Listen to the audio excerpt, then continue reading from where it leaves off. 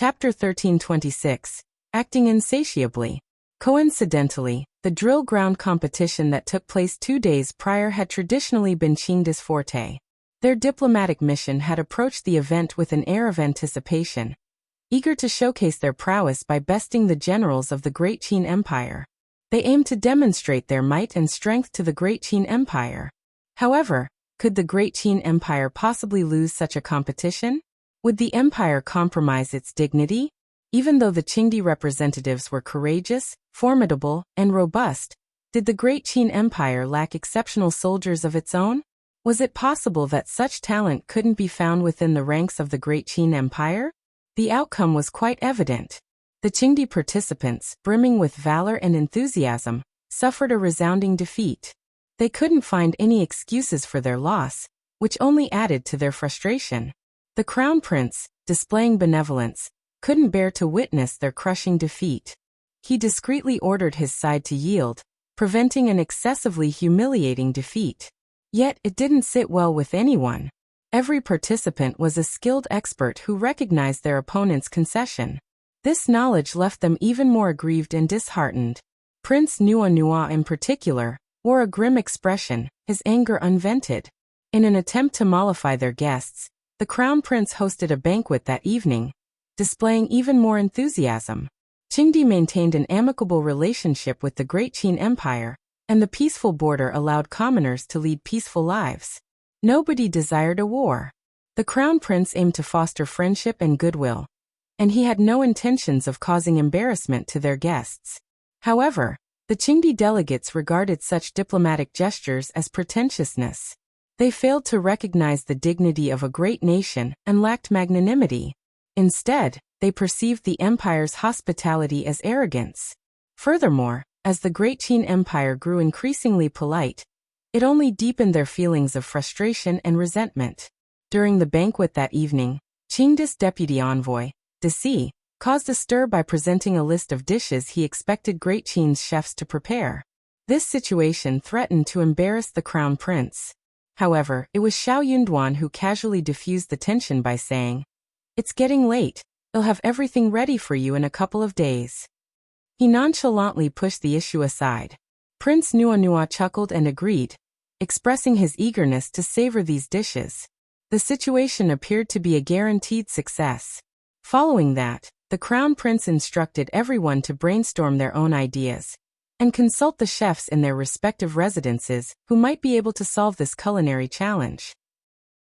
The reward mentioned by the crown prince was no ordinary reward. It amounted to at least 500 taels of silver, and perhaps even 2 priceless antiques, a significant honor. Everyone coveted this honor. Yet, none could readily fulfill it. The crown prince and others didn't find this strange at all. It was clear that Vice-Envoy Deci, Prince Nua, and the rest weren't seeking fresh and unique dishes. They were deliberately making things difficult. The deliberate nature of their challenge made it a formidable task to resolve. This situation was primarily the third prince's fault. He had hastily boasted about the abundance of delicacies in Great Qin, and their capability to prepare any dish, only to be outmaneuvered by Vice-Envoy Deci's single remark. The third prince subsequently distanced himself from the situation, feigning ignorance and disassociation. He passed the responsibility to the crown prince. Left with no other choice, the crown prince had to accept the challenge, transforming it into a difficult dilemma. The prince was discussing with his staff and confidants. One of them mentioned Xiao, saying that Madame Xiao was very smart and she was very good at cooking, and she might be able to solve the problem. He might as well ask Madame Xiao. If you find any errors, ads pop up, ads redirect, broken links, non-standard content, etc., please let us know. Report so we can fix it as soon as possible. Chapter 1327, Unconcerned. Xiao Yunduan enjoyed high regard from the crown prince, and many of the crown prince's ministers and advisors held him in high esteem. Nevertheless, a few individuals harbored jealousy and sought to undermine him, actively seeking opportunities to cause trouble. What Xiao Yunduan was unaware of was that his words had struck a chord. Xiao Xian's reputation had flourished when she revived the only peony flowers in the palace and introduced strawberries to the capital, quickly becoming a favored fruit among the ladies and children. Such achievements were not easily attainable for ordinary women. More importantly, the crown prince had come to know that Xiao was not only capable, but also skilled at generating income. Xiao Yunduan had made it explicitly clear that all the wealth from the south had been earned by Xiao. Hearing these words, the crown prince, sensing a glimmer of hope in a dire situation, agreed, saying, "Indeed, Madame Xiao should give it a try." Internally, Xiao Yunduan cursed those colleagues who harbored ill will toward him and seemed perpetually determined to create difficulties. However, the crown prince's response had been swift, leaving Xiao Yunduan with no opportunity to object. In an attempt to set the record straight, Xiao Yunduan stated, "Ms. Qiao is fortunate to receive such high regard from the crown prince, but she is not particularly knowledgeable.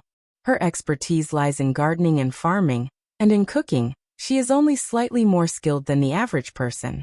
While she enjoys cooking, she does not possess the culinary prowess of the imperial chefs or other professional cooks. Crown Prince, please pardon her if her efforts fall short." Xiao Yunduan felt compelled to articulate these concerns. The crown prince responded with a smile, saying, "Certainly, we are merely exploring possibilities. We acknowledge our lack of expertise in the culinary arts, so Madame Xiao may bring a fresh perspective to the table." Xiao Yunduan continued with modesty, attempting to shield Xiao from any further involvement. If possible, he preferred that Xiao not become entangled in these matters. Since Xiao was a woman, it was not appropriate for the crown prince to directly involve her. Xiao Yunduan couldn't leave either, so he arranged for someone to inform Princess Consort about the situation. Princess Consort promptly instructed Auntie Fu to bring Xiao to the East Palace. Despite feeling bewildered and somewhat dissatisfied, she couldn't help but think that the crown prince had lost his sense of propriety in his anxiety. Could Ms. Qiao's culinary skills really address such a serious matter? Princess Consort harbored doubts. The crown prince held Xiao Yunduan in high regard, which extended to Qiao.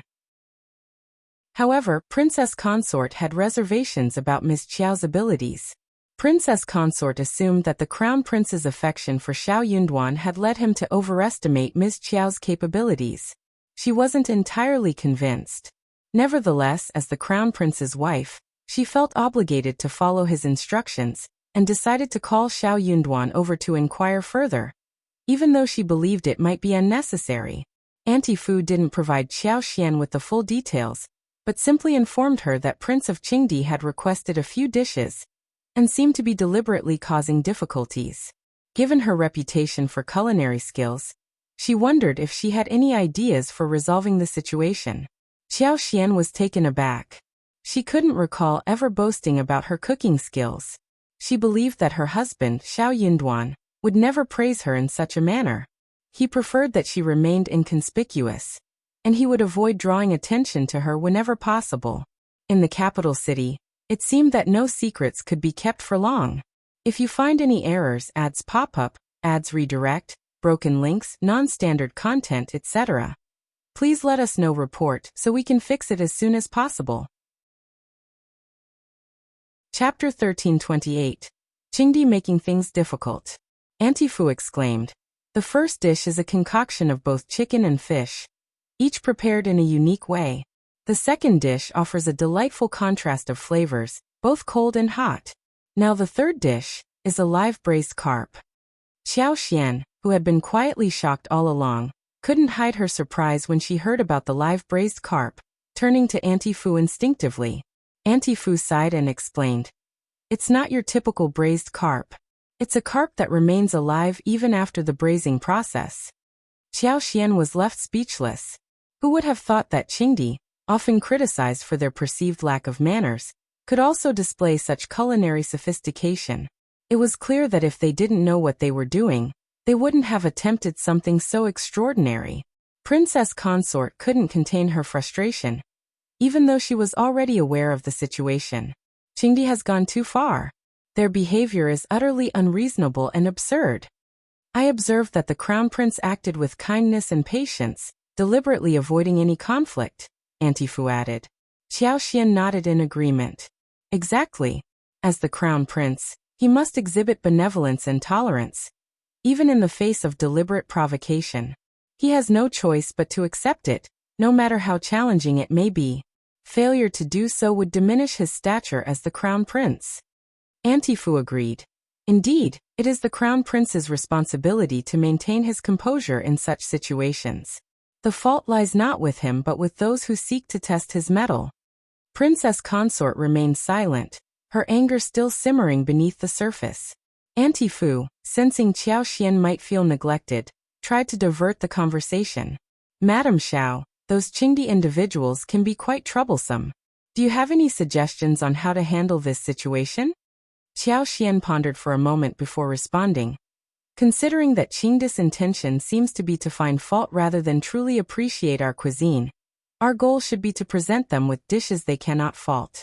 If we succeed in this, the matter should resolve itself. Princess Consort sneered, wearing a displeased expression. Everyone is well aware of that. His implication was clear. There was no need for him to state the obvious. Qiao Xian's smile returned as she continued. I have a plan regarding the 1,000 chickens and 1,000 fish dishes. Auntie Fu was delighted, but Princess Consort's frown deepened, cautioning. This is a matter of great diplomatic importance between our two nations. Let us not act impulsively, for we risk becoming a subject of ridicule and diminishing the crown prince's standing.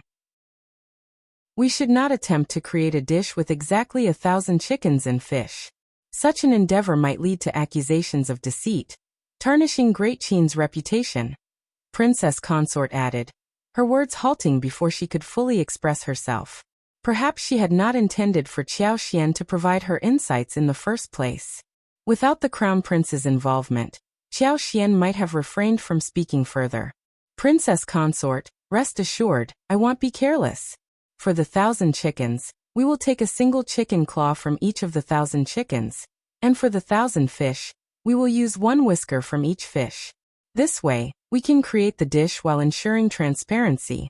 I'll instruct the chefs to handle the ingredients meticulously, and we will maintain a record of every raw material used. If Prince of Qingdi and his delegation harbor any doubts, they can inspect the ingredients individually to verify our honesty.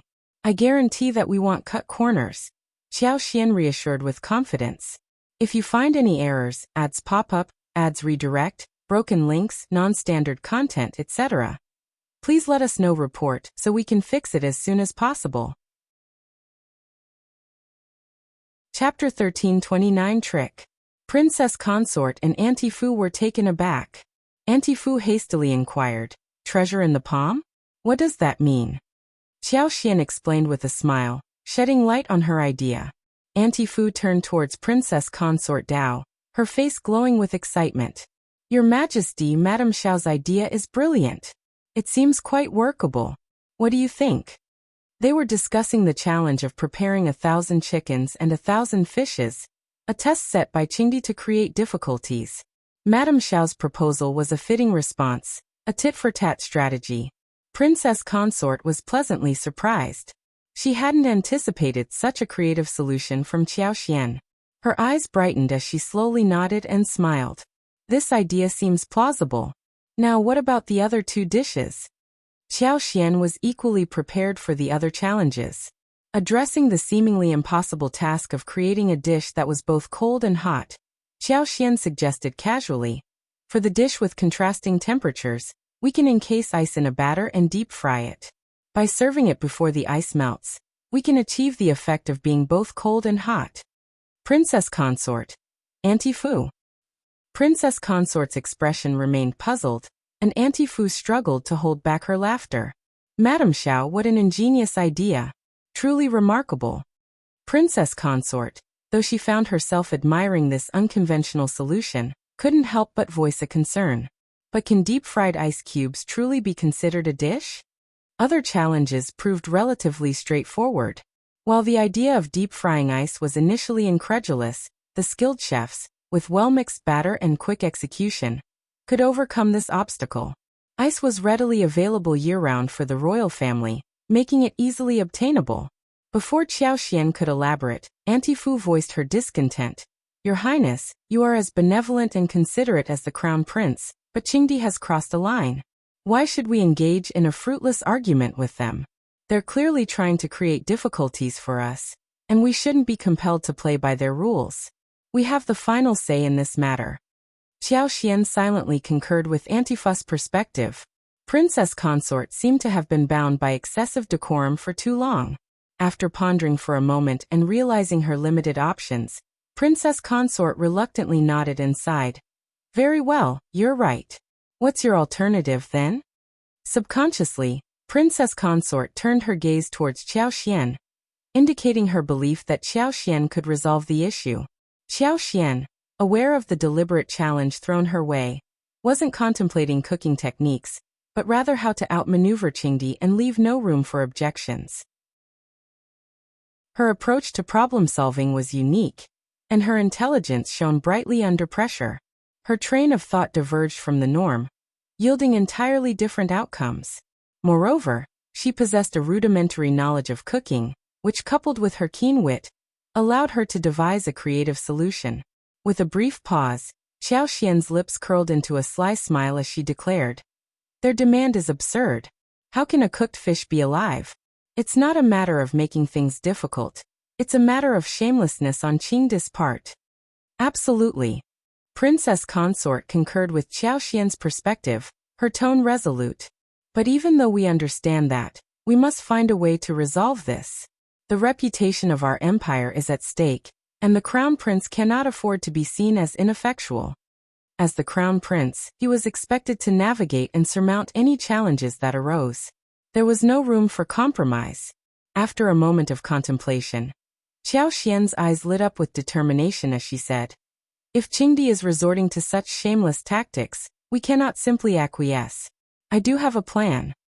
If you find any errors, ads pop up, ads redirect, broken links, non-standard content, etc., please let us know. Report so we can fix it as soon as possible."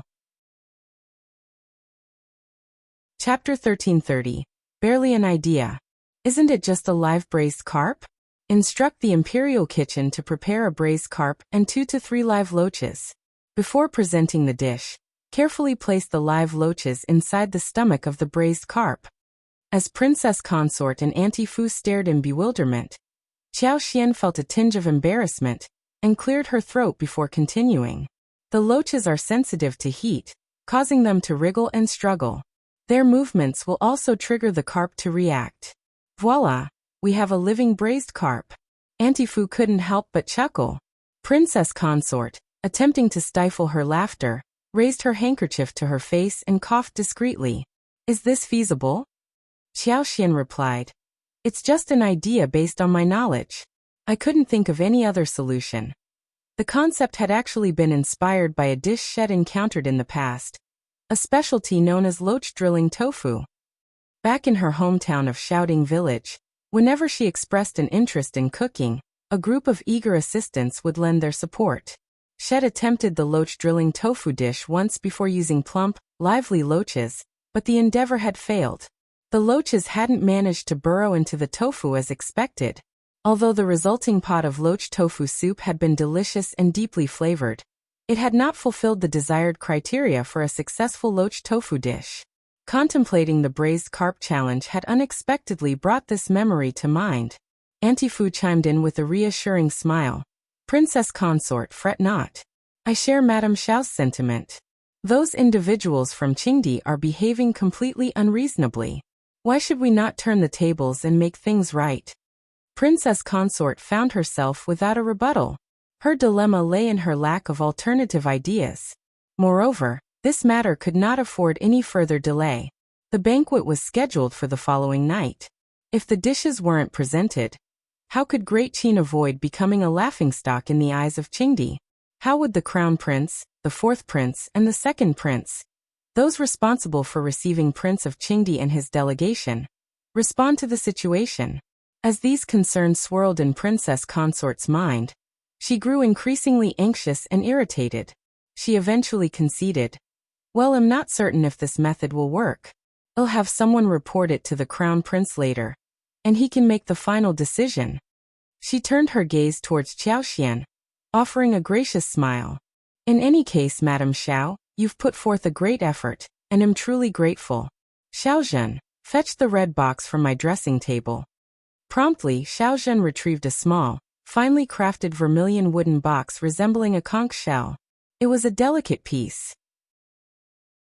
Handing the box to Qiao, Princess Consort beamed and said, "These golden hairpins are a personal favorite of mine, and I believe they will complement you beautifully. Consider them a gift." Qiao accepted the box with gratitude.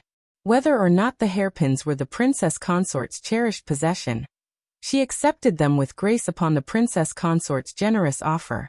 The golden hairpins featured a thumbnail-sized gem in vivid red, adorned with pearls the size of green beans. Their design depicted butterflies and peony flowers, exhibiting exquisite craftsmanship. They could be considered a rare treasure. With her mind preoccupied, Princess Consort didn't engage in further conversation with Qiao, instead instructing someone to escort her home. Back at home, Liu and Qiao were fraught with worry over Qiao's absence, relieved to see her return. "Madam, are you all right? We were so worried." Qiao reassured them with a smile. "Don't fret, I'm perfectly fine.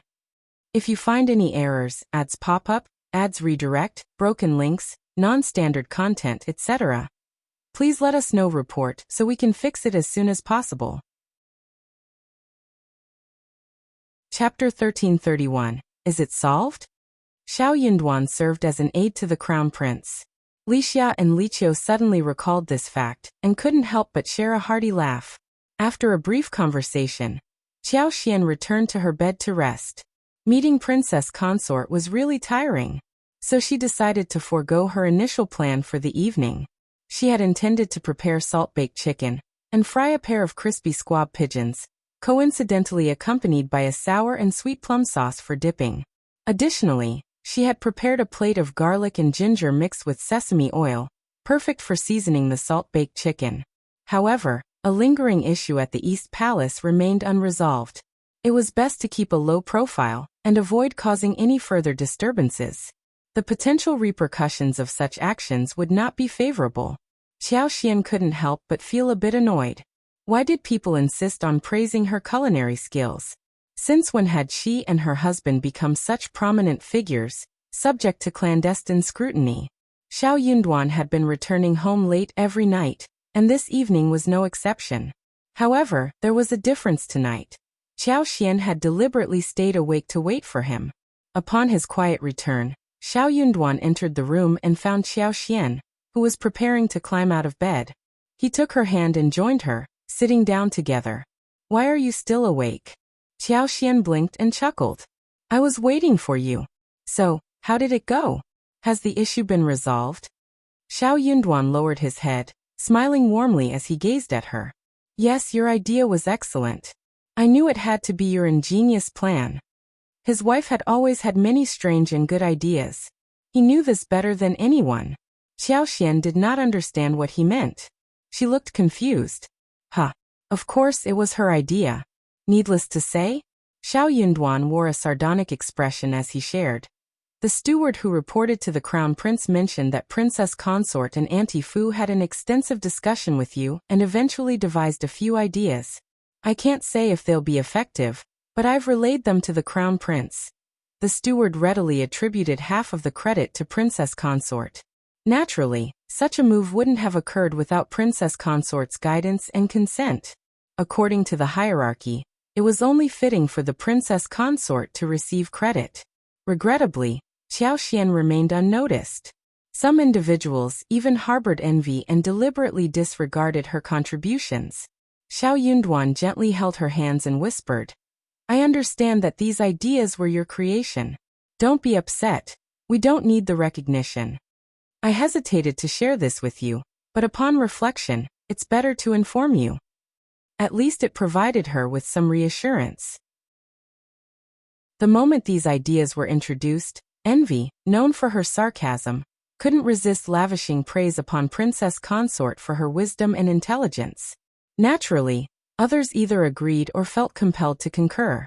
Xiao Yunduan, though he recognized the truth, found himself constrained by the circumstances.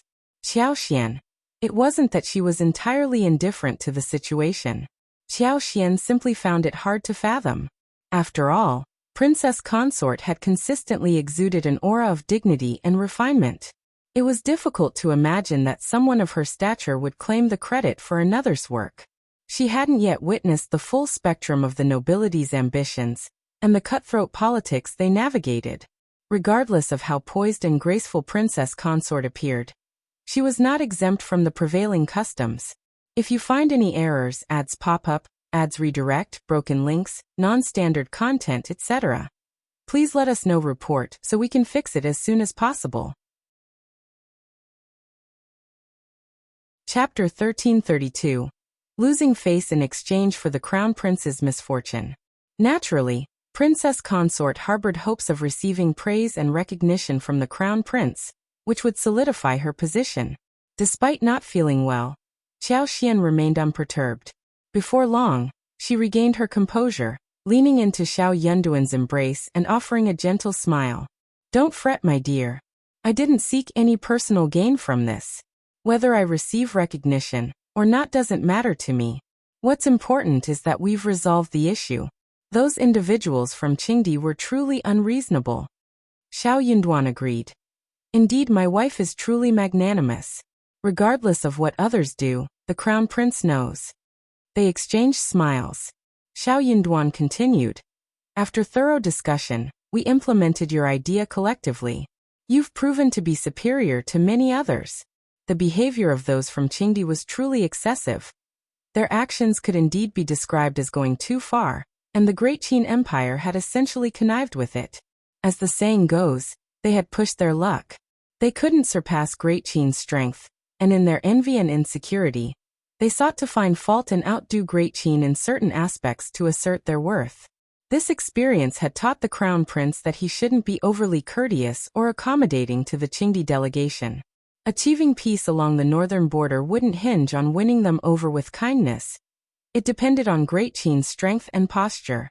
Upon witnessing Great Qin's strength and recognizing its stance, the Qingdi delegation dared not act recklessly. The Crown Prince was not without a temper, and this diplomatic delegation from Qingdi had indeed tested his patience. Therefore, despite devising a solution to the issue, they had kept it a secret, even from the other princes. The individual responsible for receiving the diplomatic delegation continued to furrow his brow as he grappled with finding a solution. This situation greatly pleased the Qingdi delegation, fostering a sense of superiority and vindication. Their stay at the inn was considerably more enjoyable, as they finally felt they could hold their heads high and reverse the tables in their favor. The third prince, fourth prince, and others grappled with mixed emotions. On one hand, they harbored a longing for the Crown Prince to stumble in his handling of foreign diplomatic missions.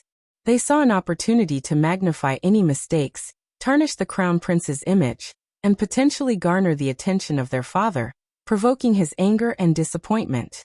However, on the other hand, they found the actions of Qingdi's representatives utterly reprehensible and shameless. As princes of the Qin Empire, they felt a deep sense of anger and disgust. They wished for these Qingdi individuals to be taught a lesson. During a conversation between the fourth prince and honored Princess Mei, they discussed the matter at hand. As the fourth prince expressed his concerns and hesitations, honored Princess Mei couldn't help but sneer.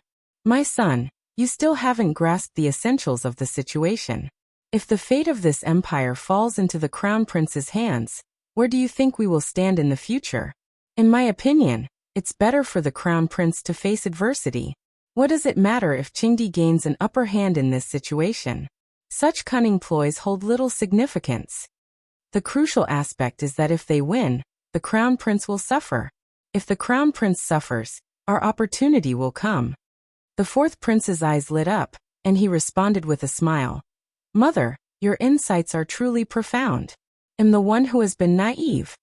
Indeed, considering Great Qin's formidable strength, losing face seemed inconsequential. Trading that slight loss of face for the Crown Prince's misfortune was a remarkably favorable deal. If you find any errors, ads pop up, ads redirect, broken links, non-standard content, etc., please let us know. Report so we can fix it as soon as possible. Chapter 1333. Watch the face slap tonight. The fourth prince couldn't hide his delight as he gloated. Qingdi's people are clearly provoking trouble deliberately. Their demands are entirely irrational and baseless. But third brother, that fool, is too arrogant, pressuring the crown prince to concede. Right now, the Eastern Palace is in utter disarray. I doubt they can come up with a solution. Honored Princess May responded with a disdainful smile, mirroring the fourth prince's sense of satisfaction. Isn't this just perfect? I dissuaded you from taking on this role back then. Do you see now? Such matters are highly prone to mishaps. Even the slightest error, no matter how minor, can tarnish the nation's reputation and the ruler's prestige. It provides others with ample ammunition to criticize you. If you perform well, it's merely your duty. Nothing good comes of it. The fourth prince was wholeheartedly convinced. A similar conversation took place in the Empress Qingdi Palace. While the situation had stemmed from a slip of the third prince's tongue, it hardly mattered. Currently, the third prince maintained complete silence, behaving as if nothing had transpired, and shifted the blame onto the crown prince. In the blink of an eye, the night had arrived when the crown prince was to prepare the requested dishes for entertaining Qingdi's diplomatic delegation. As outlined by Vice Envoy de C, Xiao Yinduan had urged Qiao to retire early when he left in the morning, cautioning that he might return very late, perhaps even past midnight. Qiao agreed with a smile and kissed him farewell. She hoped for his success tonight and eagerly anticipated hearing all the details tomorrow. Such a significant event in the capital would undoubtedly be a major topic of conversation. That evening, the crown prince hosted a banquet in the East Palace. All the princes, ministers, nobles, and trusted advisors of the crown prince were in attendance. The crowd held varying sentiments: curiosity, anticipation, or schadenfreude. The entire capital was aware of Qingdi's unreasonable demand, and the Eastern Palace had offered substantial rewards to anyone capable of resolving the issue. Regrettably, even with such enticing incentives, no one had stepped forward to volunteer. She had heard that the East Palace was in a state of great anxiety today. She wondered how the night would unfold. Prince of Qingdi, Vice Envoy de C, and the rest were well aware of this situation. At the banquet, they wore smug expressions, eagerly anticipating Great Qing's embarrassment. Even the selfish fourth prince and third prince clenched their teeth in frustration, silently hurling curses. They wished they could confront them head-on. Before long, the crown prince arrived. Everyone greeted him with politeness, and the crown prince maintained his genteel composure as he instructed everyone to take their seats. After some pleasantries, Prince Nua and Vice Envoy de C exchanged knowing glances. With a hearty laugh, Vice Envoy de C exclaimed, "Crown Prince, why not have the dishes served promptly? A banquet hosted by the Crown Prince must feature an array of delicacies. We've arrived on empty stomachs and can hardly wait. By the way, Crown Prince, you've surely ordered the dishes we requested in advance, right? After all, Great Qing is a nation of etiquette. You wouldn't renege on your promise, would you?" Though infuriated, the officials dared not retort. Instead, they glared at the Qingdi delegation while muttering curses under their breath. Shameless. Utterly shameless. The crown prince couldn't help but seethe with anger. Yet, as he contemplated the impending humiliation he would endure, a sense of resignation washed over him, offering a semblance of solace. Chapter 1334. Everyone can only wait. The crown prince maintained his usual elegance and grace as he smiled.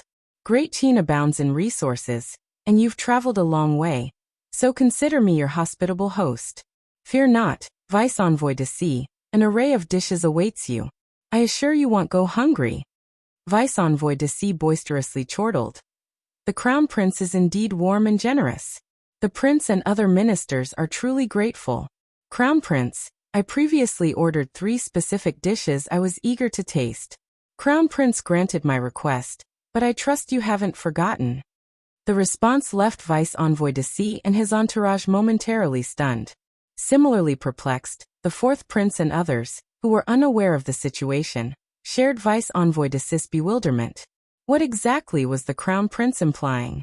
Was he genuinely prepared, or were these mere words? Weren't the East Palace's officials meandering aimlessly, resembling headless flies? How was it possible that everything had been arranged in such a short span? Unfortunately, the Crown Prince's countenance remained genteel and poised, betraying no indication of his intentions. Thus, everyone could only await the unfolding events. Vice Envoy de C chuckled dryly. Is that so? Since the Crown Prince has spoken, I shall eagerly anticipate it. The Crown Prince smiled and declared, in that case, let the banquet commence. Elegantly attired palace maids approached with trays, serving dishes meticulously and orderly across the long tables before the guests. The small, exquisitely plated dishes were visually pleasing, and their aromatic scents filled the air. However, despite 4 dishes being placed before each guest, the anticipated specialty dishes had yet to make an appearance.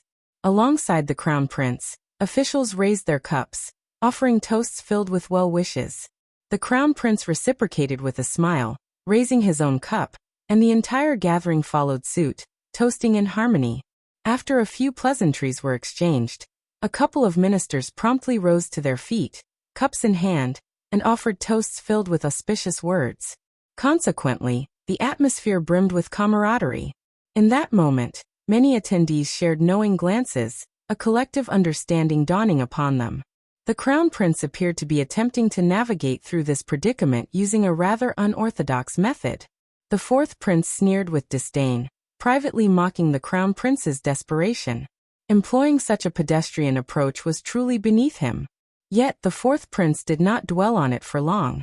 If it involved a citizen of the Great Qin Empire, they would undoubtedly tread carefully, ensuring their actions were in their best interest. No subject of the empire would dare to humiliate the Crown Prince. However, Qingdi and the other foreign delegates were unlikely to let the matter slide so easily. Nonetheless, the Crown Prince seemed to be out of options. Unsurprisingly, Qingdi's delegation held similar suspicions. Vice Envoy de C preempted any further pleasantries and, displaying impatience, called out, Crown Prince, might we be graced with the dishes I ordered? I'm eager to savor them, hee. Xiao Yunduan and his cohorts inwardly sneered, convinced that the Crown Prince was toying with them, allowing them to taste the full bitterness of disappointment. If that's how anxious you are, then the Crown Prince certainly won't disappoint you. With a serene smile, the Crown Prince conceded. Vice Envoy de C appears quite eager indeed. Very well, let us serve your requested dishes. As he concluded his words, a courtly eunuch, hands steady, presented a tray bearing a dish before Prince Nunua. Chapter 1335. This is a speciality.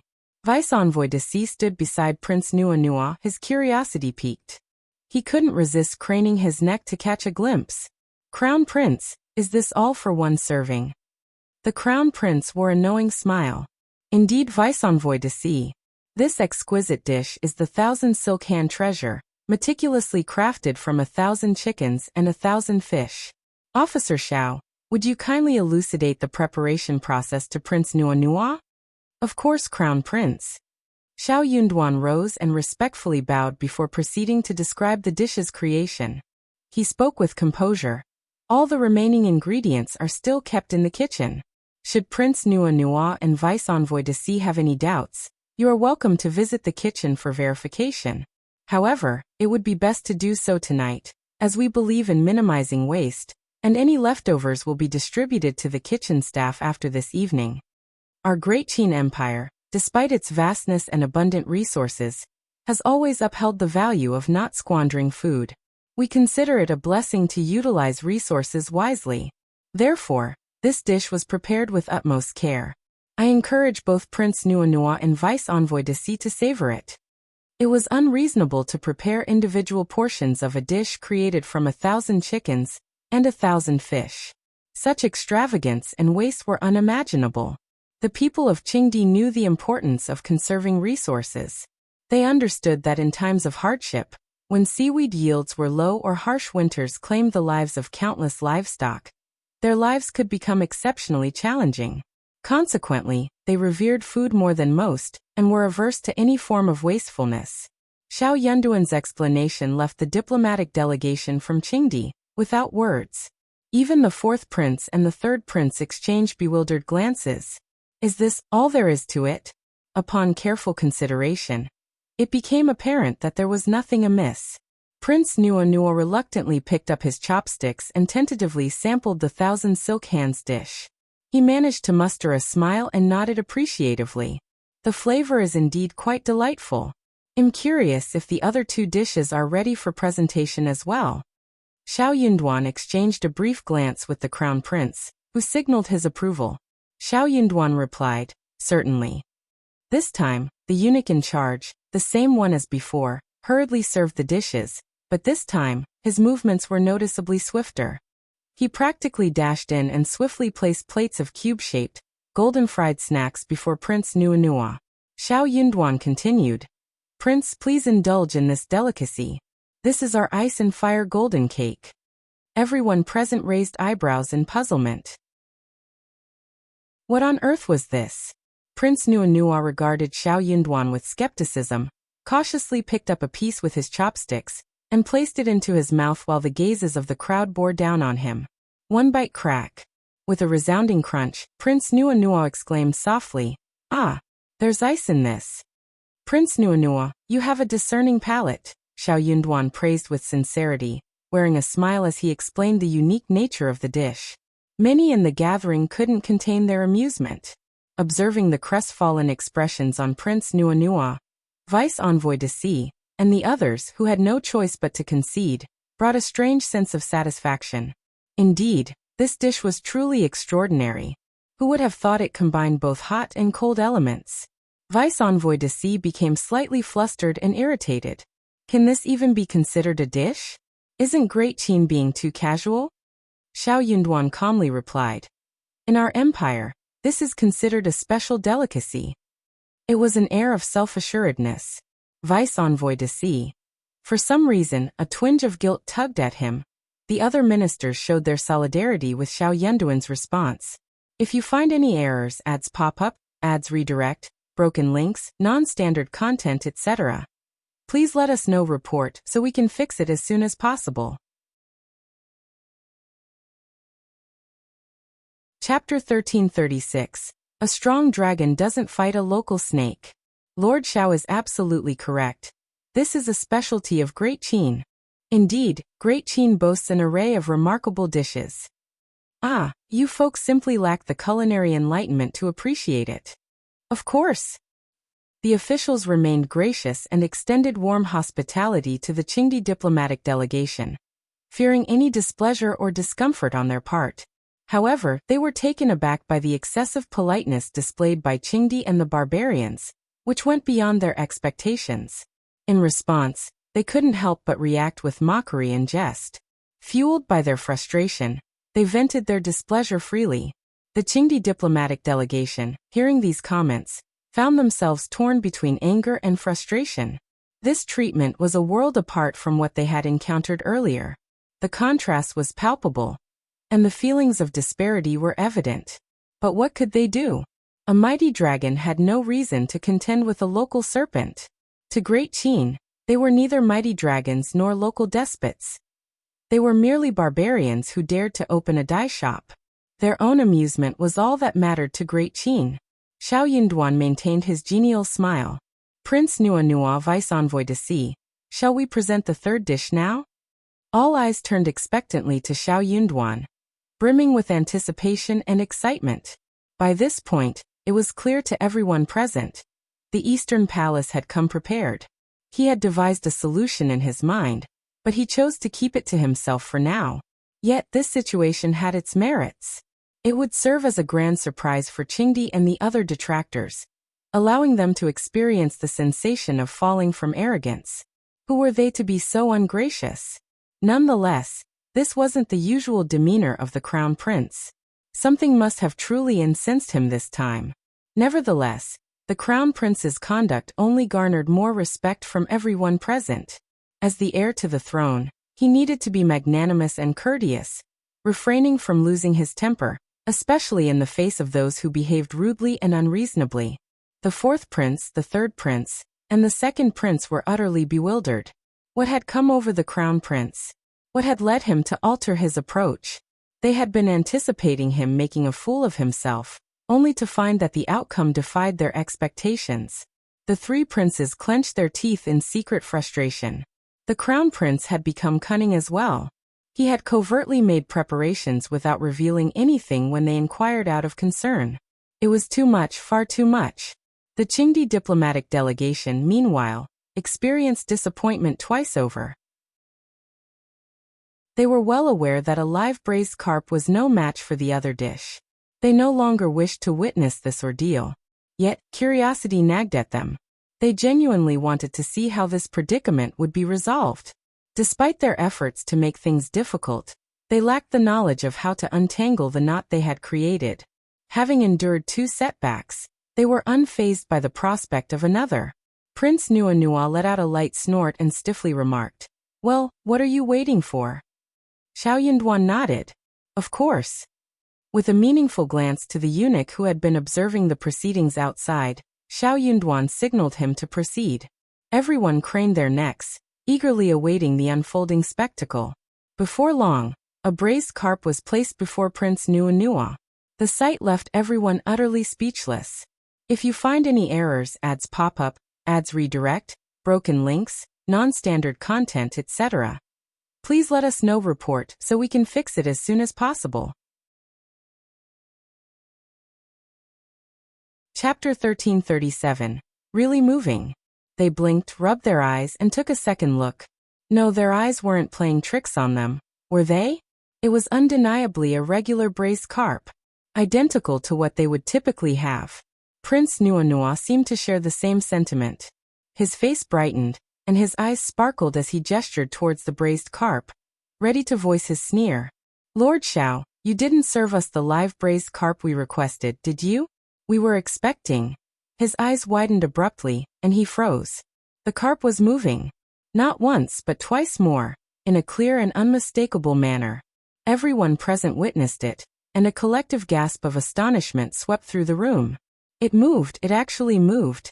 I saw it. Is this some kind of illusion? It's genuinely alive, a living braised carp. How can this be? Prince Nuanua's expression underwent a rapid transformation, and he nearly leaped in alarm. Supernatural. It had to be supernatural. He shot a surprised and accusatory glare at Xiao. How on earth did you manage this? Xiao maintained his serene smile. Our chefs have their own secrets. If you're interested, you can discuss it with them tomorrow. A suppressed snicker circulated through the banquet hall. Prince Nuanua huffed and shot a chilly stare at Xiao. For some inexplicable reason, he felt a tinge of frustration. He was a prince, so why was he engaging in a conversation with a mere chef? What a ludicrous situation. Young Lord Qiao appeared to be intentionally mocking him, as if underestimating his intelligence. In his eyes, Great Qin scholars were the most loathsome. They exploited their erudition, harboring hidden agendas, and taking every opportunity to belittle others without the slightest hesitation. Although arguing was futile, he was seething with discontent. Xiao prodded. Aren't you going to give it a try? Prince Nuanua's countenance darkened further. Sample the dish? How could he dare to do that? It seemed highly peculiar no matter how he looked at it. Who knew what the people of Great Qin might have done? What if something went awry after he tasted it? He wasn't willing to take such a risk with his own life. No need. Prince Nuanua signaled to the young eunuch overseeing the banquet. Remove this dish. The young eunuch lowered his head, ready to have the dish taken away. However, Vice Envoy Deci halted him and offered a friendly smile. This is intriguing, Prince. I'd like to give it a try and broaden my culinary horizons. Prince Nuanua glanced at him and nodded with a smile. Very well, go ahead. With Vice Envoy Deci partaking, Great Qin wouldn't dare to employ any trickery. If anything untoward happened to Deci, he wouldn't let it slide. The young eunuch swiftly brought the dish to Vice Envoy Deci's table. Vice Envoy Deci made a concerted effort to remain composed. He delicately selected a piece of fish with his chopsticks and placed it into his mouth. As he chewed, a look of astonishment crossed his face. The fish was remarkably delectable and impeccably cooked, unmistakably not raw. This was truly perplexing. In that very moment, the animated braised carp leaped once again, causing Vice Envoy to startle so abruptly that he nearly choked on the fish in his mouth. However, a swift revelation dawned upon him, and he exclaimed with both surprise and delight, "I see now. You've placed a live loach inside the fish's belly. I was puzzled as to why the fish could move despite being thoroughly cooked. That's the trick." Vice Envoy seemed to have unearthed a vulnerability in the Great Qin Empire's presentation. He smirked confidently and continued, "I was talking about a live braised carp. Is this considered deceitful? Your Great Qin Empire has certainly displayed cunning tactics, teasing us in this manner. I'm curious to hear how the Crown Prince plans to elucidate this." Prince Nuanua also shared in the revelation. "Ah, I see now." Chapter 1338. You were clearly unreasonable first. Prince Nuanua seethed with anger. He felt utterly infuriated. To think that his anxiety had been driven by a mere few loaches. If word of this got back to Qingdi, had become the subject of ridicule. The idea of being afraid of a handful of loaches was utterly absurd. The mere thought of it made Prince Nuanua's face flush with embarrassment. "Crown Prince, how do you intend to address this matter?" The Crown Prince, ever polite and dignified, held a high station. Even if the other princes secretly wished him ill, they still maintained an air of politeness and congeniality in his presence. Who had ever dared to address him with such an attitude and tone? For a moment, the Crown Prince felt somewhat awkward and discomfited. Xiao Yinduan responded calmly, "Prince Nuanua and Vice Envoy fret not. The Crown Prince has entrusted this matter to me, so feel free to address your queries to me. Can you move the cooked braised carp?" Prince Nuanua was taken aback and blurted out, "Certainly not. So you were deceiving us." "But didn't the carp move?" "Yes, it moved, but since it's in motion, it naturally qualifies as a live braised carp." "But it's unmistakably a loach that's moving. What I perceived was a carp in motion." "That's the loach inside the carp's stomach moving. What I saw was a carp in motion." You're manipulating the facts." Xiao Yinduan sneered. "How am I distorting the facts? It's you who are distorting them." The prince knew very well that a roasted carp doesn't move, yet he tasked our chef with the job of making the roasted carp move. If that isn't unreasonable, then what is? We have maintained a harmonious relationship with Qingdi, extending utmost courtesy to the prince and his delegation. They are regarded as esteemed guests, and we have spared no effort in ensuring their comfort, whether it be in attire, cuisine, lodgings, or transportation. However, how have you chosen to reciprocate? By uttering such preposterous words to vex us. This amounts to nothing short of provocation. I must inquire, Prince, what is the intent behind your actions? Do you perceive Great Qin as an easy target, or are you intentionally demeaning us? Prince Nuanua was left dumbfounded. Vice Envoy felt a chill creeping up his spine, causing him to break out in a cold sweat. His face drained of color, and he was overcome with fear. Xiao Yinduan's words ignited the ire of the ministers. Absolutely, this is a provocation. Our Great Qin does not shy away from challenges. We cannot allow such behavior. We've treated each other with respect. Shouldn't that respect be reciprocated? Ha, what a farce. I've lived a long life, but I've never heard of a living braised carp. A cooked fish that's still alive. How absurd. Outrageous. Prince Nuanua found himself in an embarrassing predicament, and acknowledged his fault with a mixture of anger and embarrassment. He stammered, We were just jesting back then. We didn't expect you to take it seriously. If it couldn't be done, you should have declined." Xiao Yinduan inquired, "So it was merely a jest?" Prince Nuanua instinctively sighed with relief and hastily responded, "Of course it was just a jest." Xiao Yinduan chuckled and remarked, "Indeed, it was merely a jest. Qingdi has always shared an amicable relationship with us, and Prince Nuanua's visit is a genuine gesture. How could he act so unreasonably? We were simply indulging in light-hearted banter with Prince Nuanua. Don't you agree?" The ministers were taken aback, but soon regained their composure, bursting into laughter. Yes, it was all in jest. Absolutely, it was just a jest. This jest was quite amusing, hee hee. Indeed, ha ha ha. Chapter 1339. No one wants to be roasted over the fire. Prince Nuanua, Vice Envoy to Sea. Even though the conflict had been resolved, he found himself strangely perturbed. The Crown Prince cast an admiring glance at Xiao Yunduan and exchanged a few polite words with a smile. Prince Nuanua, no longer inclined to be obstinate, concurred with the Crown Prince and adopted a more respectful demeanor. He had come to realize that the Great Qin Empire genuinely sought amicable relations with Qingdi, which was why they had extended such warm hospitality. However, the Great Qin Empire was by no means cowed by Qingdi or himself. Should he truly provoke them, he wouldn't fare well either. He couldn't help but steal a few more glances at Xiao Yunduan. In truth, he harbored no resentment toward Xiao Yunduan, even though Xiao Yunduan had backed him into a corner, nearly causing him to lose face. This had compelled him to retreat and provide an exit strategy. Instead, he held a sincere admiration.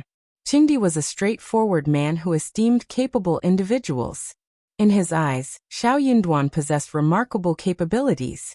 Although he appeared as a frail scholar, his recent words had rattled him to the core, causing his heart to race and almost undermining his composure. Not everyone could command such authority. What was even rarer was that Xiao Yunduan had not coerced him. Instead, while holding the upper hand, he had transformed enmity into amity and offered him an escape route, averting his humiliation. It was hard for him not to feel relieved and grateful. After all, who would willingly subject themselves to public humiliation? He pondered if he would have granted his adversary clemency under similar circumstances. The answer was most likely not. Yet he held no disdain for Xiao Yunduan despite the circumstances. Xiao Yunduan had been the one to place him in this predicament, and Xiao Yunduan had also been the one to taunt and ridicule him. Xiao Yunduan harbored no fear of him. Instead, he sought to preserve some semblance of dignity for the sake of their friendship. However, if he failed to grasp the situation and provoked Xiao Yunduan again, there was no guarantee he wouldn't find himself ensnared once more. In any case, they couldn't match wits with these cunning scholars. As the host, his primary focus was on ensuring the guests enjoyed themselves. With the guests refraining from causing trouble, the banquet proceeded smoothly. It wasn't just Prince Nuanua. The entire Qingdi delegation understood that they couldn't easily trifle with Great Qin. It was in their best interest to behave. Otherwise, if there were future encounters, they might not find an exit strategy. How could their straightforward natures compare to the cunning of the Great Qin scholars? They had no choice but to restrain themselves and play the role of gracious guests. What else could they do? That night, the banquet continued well into the late hours. The Crown Prince was so delighted that he convened a meeting with Xiao Yunduan and his other trusted confidants in his study. When Xiao Yunduan finally returned home, it was well past midnight. Nevertheless, the banquet had garnered immense attention among the nobles and courtiers in the capital. Everyone was eager to attend such an intriguing event. Word of everything that transpired at the banquet had reached Empress Qi, honored Princess Mei, Princess Concubine Virtue, Princess Consort of the East Palace, and the Tian family. Naturally, reactions varied, with some individuals delighted and others incensed. For Princess Consort, it was a long-awaited relief, and her previously anxious heart was now at ease. Chapter 1340. This is praising her heart. Xiao Zhen and the others offered their congratulations to Princess Consort with warm smiles and showered her with compliments. In truth, Princess Consort hadn't sought credit for most of Qiao Xian's accomplishments, but she also didn't object when servants hinted at her involvement. Being praised in such a manner, especially as the Crown Prince's beloved wife, brought her immense joy. It was a compliment that struck the mark precisely. Auntie Fu couldn't help but offer a reminder with a smile. It's all thanks to Madame Xiao's assistance that Her Majesty was able to resolve the issue. Her Majesty should consider rewarding Madame Xiao once more. Feeling content, Princess Consort nodded in agreement and said with a smile, "Indeed, Miss Qiao's intelligence is truly remarkable. She devised a brilliant solution. She has made a significant contribution to the Crown Prince, so she undoubtedly deserves a generous reward. Select a few fine items from the storeroom, some new brocades, and domestically crafted rouge powder. Once you've gathered them, have them delivered to her. In any case, we must convey to Lord Qiao the Crown Prince's high regard for him." Auntie Fu respectfully bowed. Within the palace, Empress Qi, honored Princess Mei, and the others had anticipated a different outcome. They lamented how the Crown Prince's family had basked in the limelight at the banquet. Rumor had it that Prince Nua and his delegation had been utterly convinced by their response, making them even more disheartened about their own reserved behavior. As for the Tian family, Tian Shanshan, and her daughter, they were deeply invested in this matter. Upon hearing the events, Mrs. Tian's interest waned, and she sneered dismissively. "The Crown Prince seems quite incensed this time. I never expected him to go to such lengths. Frankly, those barbarians are utterly inept. They don't even know how to find fault with others. Instead, they were intimidated." My anticipation was in vain. The Tian family had always aligned themselves with the fourth prince and honored Princess Mei, and naturally, they harbored hopes of seeing the East Palace face difficulties. Particularly when Xiao Yunduan aligned himself with the Crown Prince, their antipathy towards the Crown Prince intensified.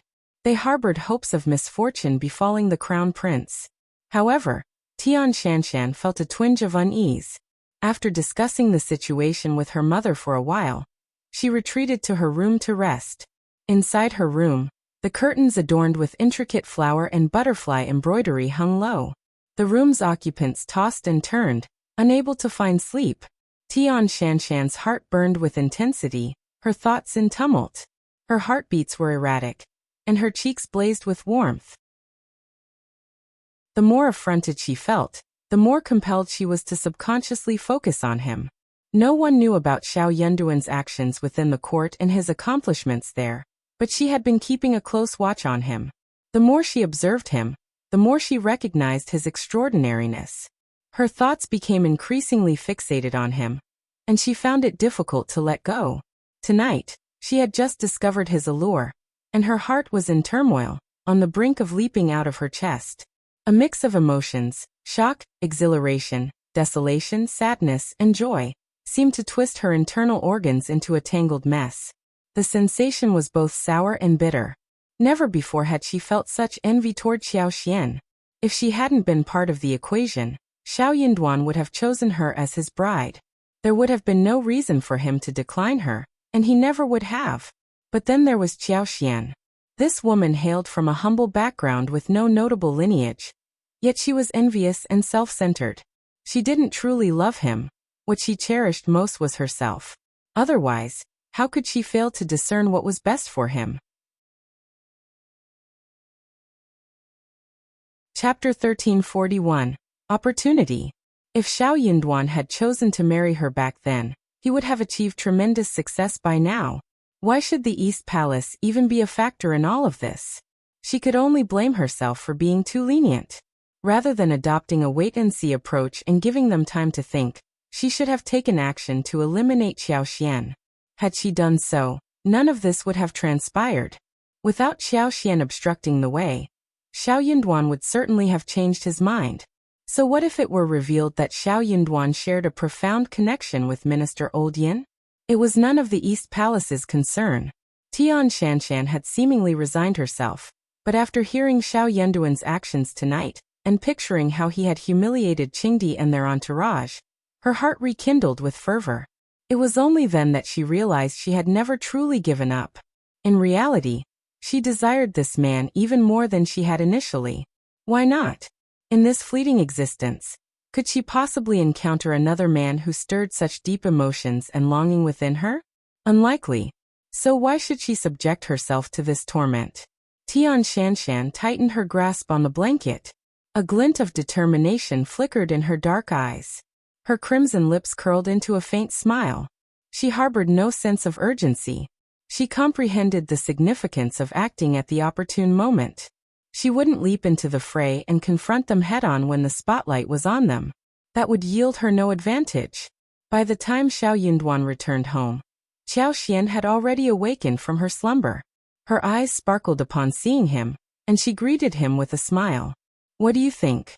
Was there quite a spectacle today?" She wasn't among the nobility who had access to the latest news through their own channels. She had to await Xiao Yunduan's return to learn anything. Xiao Yunduan stepped closer and planted a tender kiss on her lips. With a smile, he remarked, "My dear wife, since you came up with such a brilliant idea, of course there was quite a spectacle." Upon hearing his words, Qiao Xian burst into laughter. The Qingdi delegation had stirred up quite a commotion since arriving in the capital, and while the court couldn't take action, the commoners were becoming increasingly irate. Their humiliation this time around was a fitting response, and it would likely encourage them to behave more modestly in the future. Qiao Xian playfully complained, and Xiao Yunduan smiled as he responded, "That's the extent of it. The Prince of Qingdi and his entourage are heading to the royal hunting ground for a hunt. I'm finished with my duties here, and we're heading south." Qiao Xian nodded, saying, "Excellent, just set a date, and we can depart at your convenience. The sooner we leave, the better." While the winter scenery in Jiangnan was beautiful, the journey was challenging. Both of them were determined to return home before the new year, so an early departure was preferable. Qiao Xian harbored concerns about their flower field and wondered how it would fare during the winter. "It's only a matter of a few days," Xiao Yunduan reassured her with a smile, his hands beginning to move playfully. "Let's take a break." Blushing, Qiao Xian grabbed his hands and chided, "What are you up to? It's so late and you're still mischievous." Xiao Yunduan chuckled. After sneaking around just a moment ago, he was now behaving openly and boldly. He leaned close to her ear, planting a kiss as he spoke in a husky voice. "I feel like I have too much energy and can't sleep. My dear wife, you can take it easy tomorrow." He tenderly kissed her lips, gently applying pressure. Qiao Xian couldn't help but recline on the couch. She wrapped her arms around his neck and closed her eyes. Chapter 1342. Arranged clearly. The following day, Xiao Yunduan remained on duty at the court, but Qiao Xian found herself in a rather pitiable state. She was deeply immersed in her slumber, devoid of any energy or vitality. As the morning sunlight gently streamed through the window, she briefly stirred awake, only to soon close her eyes and drift back into peaceful slumber. Her plan was to indulge in this restful slumber until noon, at which point she would rise from her bed. Upon waking, she intended to luxuriate in a warm bath, easing the tension in her muscles and bones, followed by a hearty lunch. The evening held special promise as they intended to celebrate. Xiao Yunduan was determined to revel in the festivities, even if he couldn't make it home. Their grand plan involved crafting a rich, simmering pot of beef bone soup, accompanied by an assortment of delectable ingredients such as fish balls, shrimp balls, beef slices, lamb slices, egg dumplings, mushrooms, potato slices, winter melon slices, yam slices, and more, all destined for a sumptuous hot pot. The beef bone soup, enhanced with mountain fungus, promised a delightful and fragrant flavor that would be nothing short of comforting with each sip. Simultaneously, Xiao Yunduan instructed Li Xia to rise early the next morning and prepare noodles. The intention was to employ the flavorful beef bone soup to craft a delectable morning meal. Sated after her meal, Qiao Xian retired to bed early, with no intention of waiting up for Xiao Yunduan that night, not even if he were to return and call for her. She was determined to feign ignorance. For that man was recklessly relentless. His self-control was non-existent. Her pleas and tears were in vain as he pressed his impetuous kisses upon her lips, an infuriating aspect of his character. Qiao Xian had her day planned meticulously. However, to her astonishment, before noon, a reward arrived from Princess Consort's quarters, a gesture she hadn't anticipated. The fact that it came from the East Palace took her by surprise, leaving her wholly unprepared. As the emissaries from the East Palace arrived, Qiao Xian, Li Xia, Li Qiao, and Qing Yan were all left in a bewildered and anxious state. Li Xia mustered a strained smile and stuttered. "Auntie, please, just a moment. My wife, she wasn't feeling well yesterday and hasn't awakened yet. I'll call her right away." Auntie Liang found herself at a loss for words. She wasn't naive, and the anxiety displayed on the faces of these three servants didn't escape her notice. She couldn't possibly buy into such a cliché excuse from Li Xia. Internally, Auntie Liang pondered how Madame Xiao seemed to do as she pleased, disregarding protocol as the wife of an official. She had never witnessed any lady sleeping at such an hour. Lord Qiao, on the other hand, struck her as a refined, meticulous, and reserved gentleman. How could he tolerate such behavior from his wife? While these thoughts swirled in Auntie Liang's mind, she also considered how long it might take for Qiao to rise, freshen up, and apply makeup. She simply didn't have the time to wait around. Recognizing her own lack of significance in this scenario, with a polite smile, she addressed Li Xia and the others. Since Madame Qiao isn't feeling well, please don't disturb her. Allow her to rest properly, especially in this weather. These are rewards from the Princess Consort, and Madame Qiao has rendered valuable services. She will certainly be well treated. Kindly inform Madame Qiao once she awakens.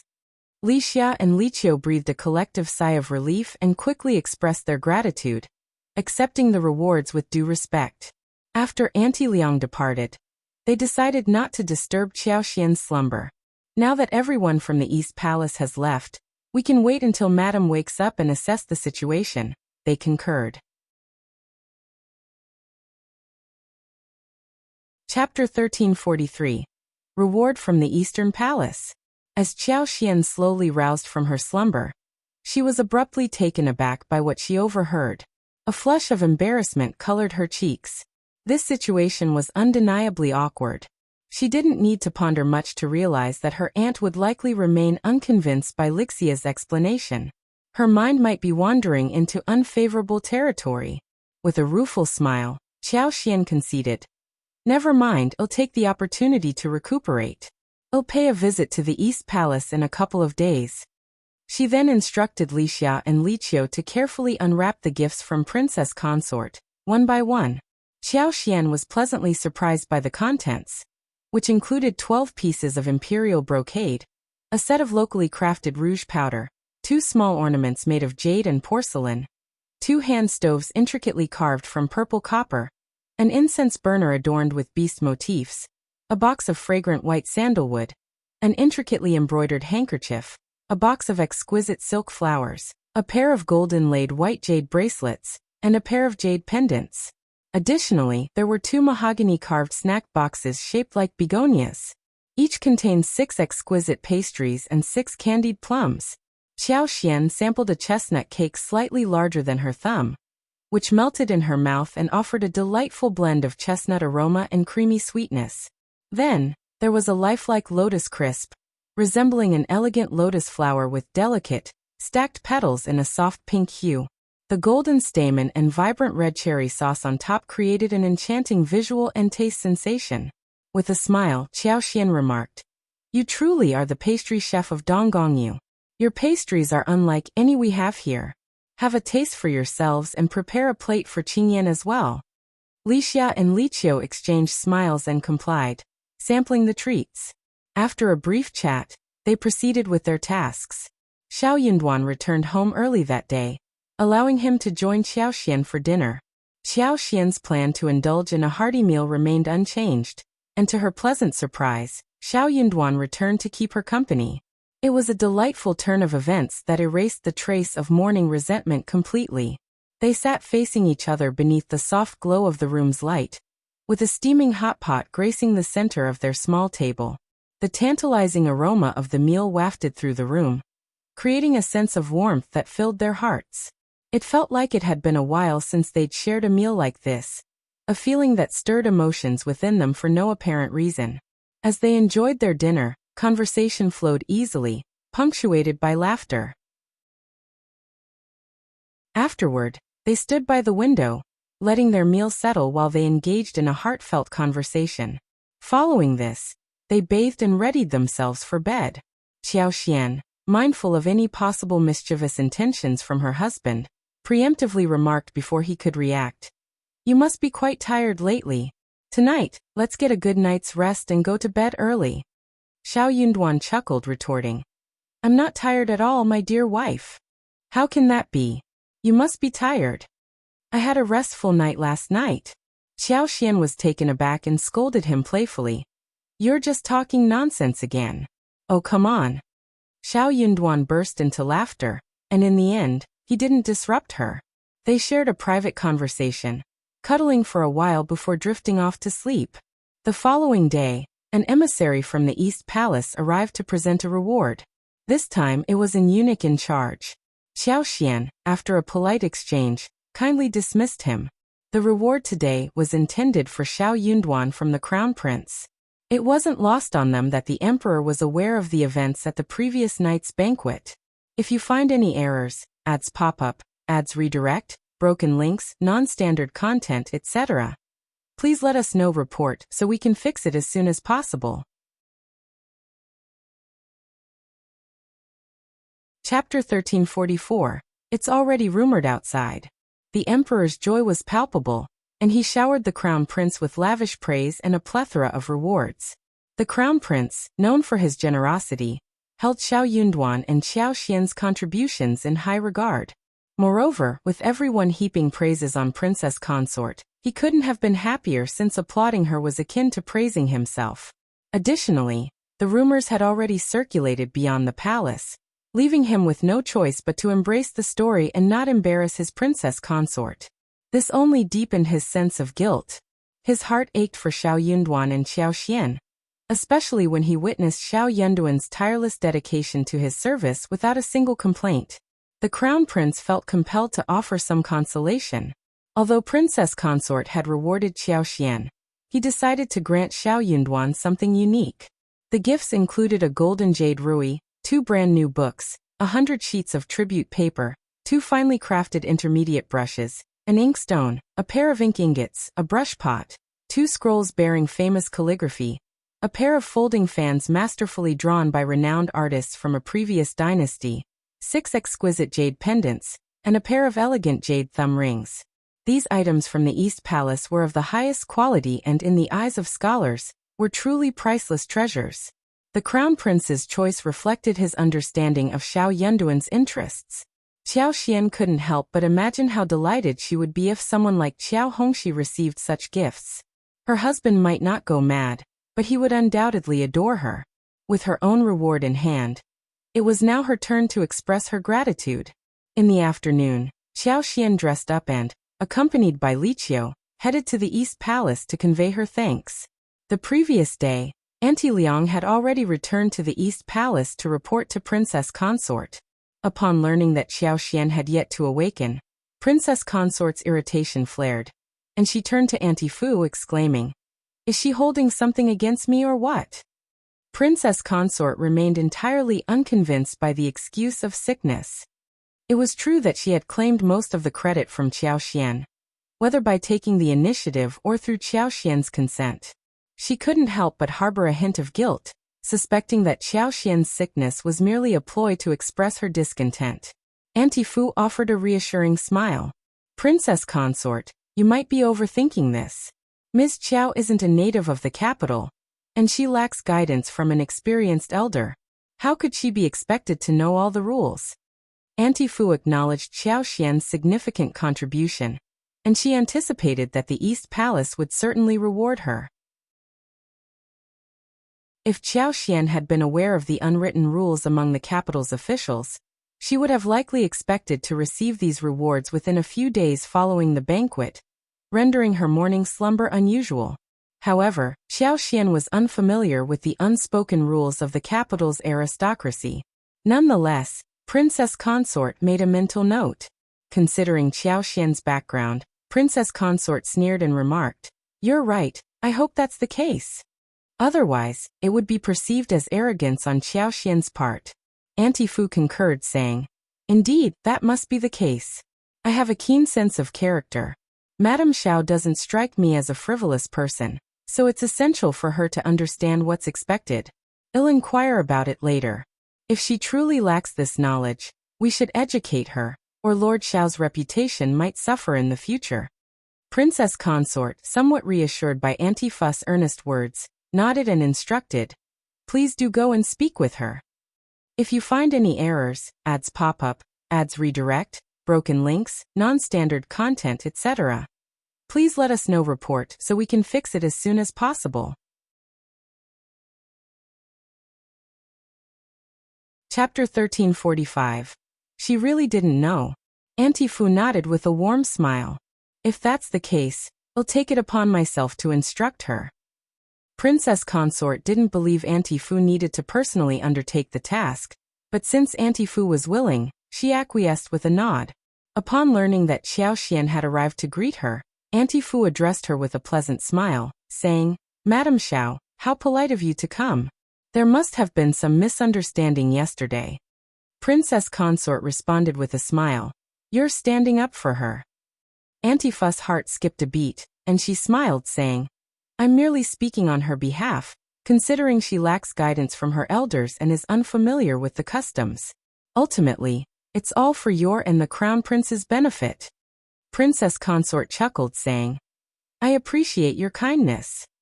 As the maid ushered Xiao Xian in, the two ceased their conversation. Xiao Xian approached and greeted Princess Consort. As she observed Xiao Xian, Princess Consort's heart softened, recognizing that both of them had made significant contributions to the East Palace. She found Xiao Xian rather appealing and sighed inwardly, offering her a friendly smile. Xiao Xian expressed her gratitude and took her seat. With little common ground to initiate a substantial conversation, they exchanged polite words of thanks. Princess Consort, accustomed to handling such situations, skillfully guided the conversation. As the Princess Consort, she received numerous visitors, many of whom she might not be personally acquainted with. It was her responsibility to steer the conversation, as no one dared to take the lead. Without her initiative, the atmosphere could become awkward. Xiao Xian responded to Princess Consort's prompts, and her ease in conversation seemed to please Princess Consort. After a short while, when Princess Consort raised her teacup, Xiao Xian recognized the cue that the visit was concluding. She rose and took her leave. Auntie Fu accompanied Xiao Xian to the garden and, with a warm smile, mentioned that the chrysanthemums were in bloom, suggesting that Xiao Xian should pick 2 pots for herself. Sensing that Auntie Fu likely had something to discuss, Xiao Xian complied. However, when Auntie Fu posed her question, Xiao Xian couldn't help but feel embarrassed. Honestly, she had been unaware of such a matter. It was quite the coincidence. Xiao Yunduan had intended to address this issue later in the evening. He had returned home and fallen asleep, leaving her waiting that night. But she couldn't hold off any longer. Xiao Xian felt a pang of guilt, unable to explain herself, especially when she recalled the reason she hadn't been able to inform Princess Consort of her discontent, and the missed reward on the following day. Fortunately, Auntie Fu recognized that Xiao Xian lacked guidance in these matters. She proceeded to enlighten her on various unspoken rules, and expressed her willingness to serve as her mentor. Xiao Xian, naturally, was delighted by this offer. Auntie Fu possessed impeccable manners and willingly shared her knowledge. They agreed that Auntie Fu would visit the Qiao family from time to offer instruction whenever she had free time. Xiao Xian expressed her gratitude and asked Auntie Fu to relay this information to Princess Consort, to which Auntie Fu agreed. Upon hearing this, Princess Consort finally released the lingering unpleasantness in her heart. It had already been arranged for them to accompany Prince of Qingdi on a hunting trip. In a couple of days, the 3rd prince, 4th prince, and 2nd prince would join him, and officials from the East Palace would represent the Crown Prince, who needed to remain in the capital to attend to government affairs. Prince Nuanua, despite a prior altercation with Xiao Yunduan, held a fondness for him. When he learned that Xiao Yunduan wouldn't be accompanying him, he insisted on Xiao Yunduan's presence for the excursion.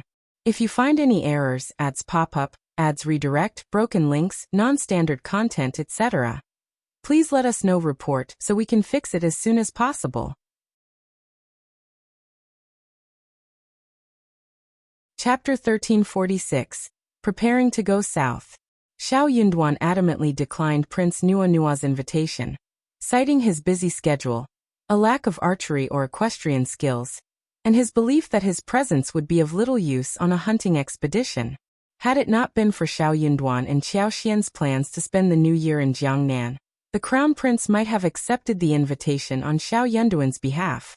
However, it was clear that their New Year's expenses took precedence, so the Crown Prince sided with Xiao Yunduan's decision and reassured Prince Nuanua.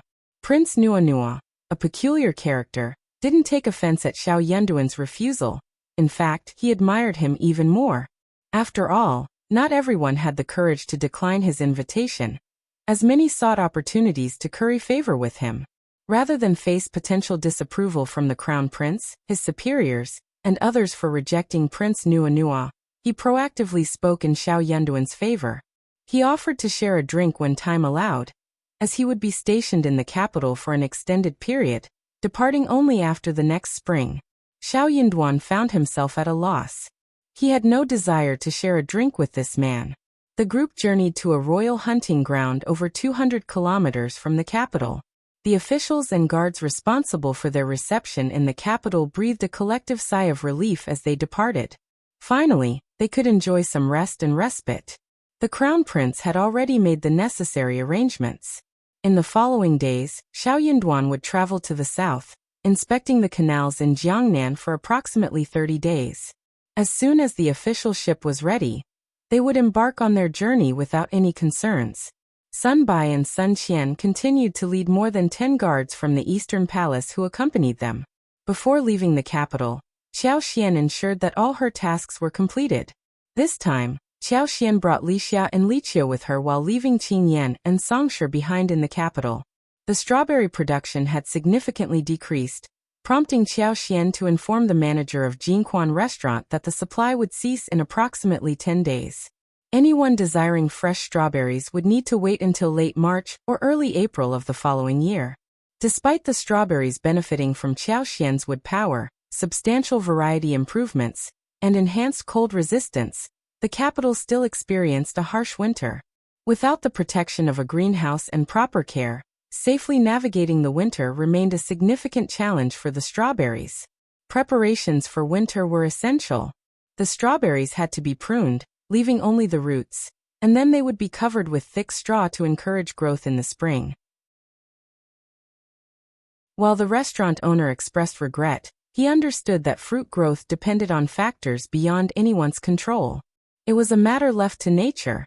He even prepared a gift for the Xiao family and requested Qiao Xian to sign a contract with Xiao Yunduan to ensure that the tea house would continue to receive strawberry supplies the following year. Qiao Xian amended the contract, stipulating that she would provide a minimum of 200 caddies per day when the quantity allowed. With Xiao Yunduan's status as a court official and a popular figure, the manager didn't dare to voice any objections. Xiao Xian's resolute stance left him reluctant to utter another word, fearing he might upset her. Fortunately, their working relationship had developed over time, and he understood that Xiao Xian and Xiao Yunduan were not motivated solely by greed. Given their initial commitment to him, they had no intention of abandoning the partnership. For him, this was already a favorable outcome. The concept of exclusivity was no longer a matter of concern. If you find any errors, ads pop up, ads redirect, broken links, non-standard content, etc., please let us know. Report so we can fix it as soon as possible.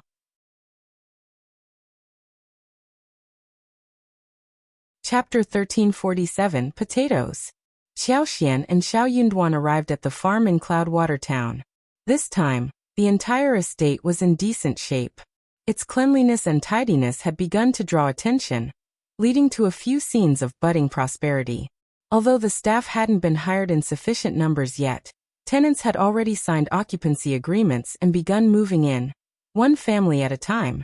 Many of the households had chickens and dogs, and children played freely, infusing the area with a lively atmosphere. The main courtyard of the farm had been meticulously arranged, with all the furniture provided by Qiao Xian's contacts in the capital's furniture stores. They had chosen high-quality fir wood, ensuring exquisite craftsmanship and a smooth finish. After applying several layers of tung oil, the original wood's simple and elegant style was perfectly preserved. It was the ideal environment for them to settle down in the countryside. Qiao Xian carefully surveyed the progress. Half of the farms were already prepared, while the rest were still awaiting delivery. However, these orders had been placed and were set to arrive before the new year. They had also acquired oxen and donkeys. 25 oxen, 8 donkeys and 10 custom-made carts for transporting goods. Given the farm's proximity to the Northwest Pass, horses were not readily available from local sources, as their trade was regulated by the government. However, Other livestock were easier to procure at reasonable prices. They continued their exploration of the plantation, eventually walking around. The cabbages and radishes had grown splendidly, displaying a lush and tender appearance, quite charming. Judging by their progress, it wouldn't be long before the radishes started producing stems, and the cabbages would begin to form heads. This timing was ideal for them to commence sales towards the end of November. Songsher was elated as he spoke. Master, madam, you might not be aware, but our land is exceptionally fertile. The radishes and cabbages grown here are lush and vibrant, exuding strength and vigor. I took a look at the neighboring villages, and none of their produce looks as good as ours. Once we put them on the market, they're bound to fetch excellent prices. Despite the fact that the sum of money earned might be considered insignificant by the master and madam, Songsher took immense pride in having earned it himself. Internally amused, Qiao nodded and replied, "You must have taken good care of them. When we sell the vegetables, everyone will receive their fair share.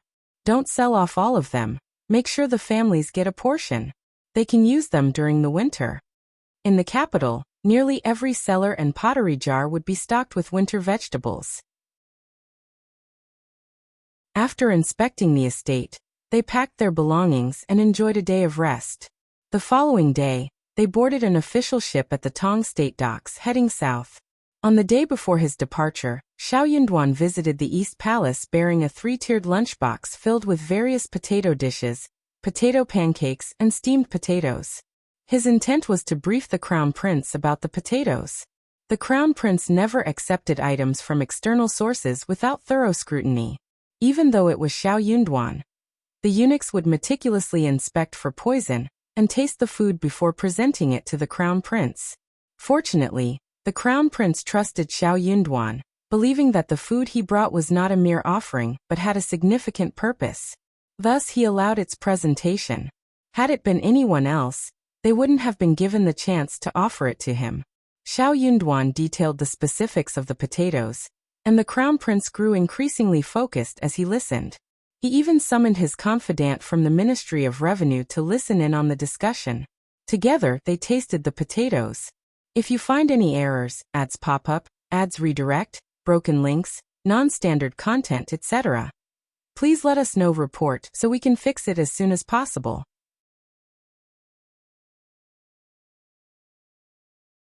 Chapter 1348. A Great Merit. It could be cooked and served as a staple food, boasting a pleasing taste and remarkable yield. What was this? It was nothing short of a divine blessing bestowed upon the people of Great Qin. The official from the Ministry of Revenue couldn't contain his skepticism and questioned Xiao. Is it true? Is it genuinely this abundant? Can it truly thrive with minimal care? This seems unbelievable, absolutely unbelievable. Xiao led the Crown Prince and the others to his own land, and proceeded to dig with a hoe. The Crown Prince, if he wished, could choose any plant he desired. However, it became evident that Xiao had not been exaggerating. The potatoes were incredibly prolific. They dug up several stalks and filled a basket. This is incredible. This is remarkable. Congratulations, Crown Prince. Congratulations. This is a boon for Great Qin. Congratulations, Crown Prince. The Crown Prince was elated, his eyes sparkling with joy. He paid no mind to the dirt on his hands as he held a potato and meticulously cleaned off the surface mud. His touch was gentle, conveying a sense of comfort and happiness. Officer Xiao, you have rendered a significant service to Great Qin. Xiao modestly replied. Crown Prince, you are too kind. I simply stumbled upon it. He recounted how he had encountered the potato while traveling to the capital for an exam. Along the way, he had spotted someone enjoying it and, curious, had purchased some with his wife. Upon tasting it, they found it to be exceptionally delightful and bought the remaining stock. They planted some at home, which thrived remarkably. Surprisingly, when they planted them in the capital, the results were even better.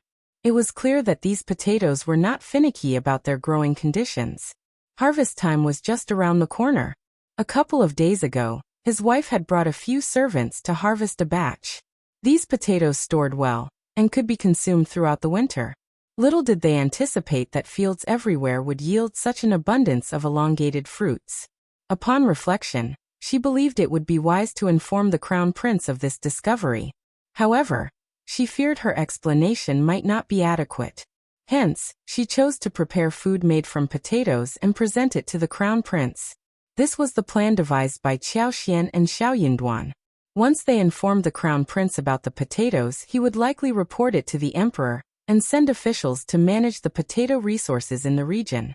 In such a scenario, Qiao Xian and Xiao Yunduan would have little say in the matter.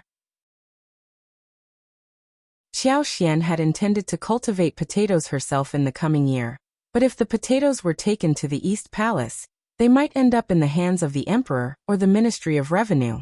In that case, how would she acquire the seeds? Hence, she decided to preemptively dig up an acre or two, estimating they would collect nearly enough seeds. They'd still have a surplus, which should suffice. Upon hearing Xiao Yunduan's words, the crown prince suddenly realized something. With a smile, the crown prince remarked, "Officer Xiao, your dedication to the empire is truly commendable. I will report this to my father, and he will be delighted. Your Highness, I'm deeply grateful for your kindness. I can never repay you enough. It's my duty." The crown prince chuckled. "Officer Xiao, you remain as modest as ever." Colleagues cast envious glances at Xiao Yunduan, convinced that he was incredibly fortunate, and that he had stumbled upon a string of good fortune. They speculated that his promotion was imminent. As for the rewards, there was no doubt they would be exceedingly generous.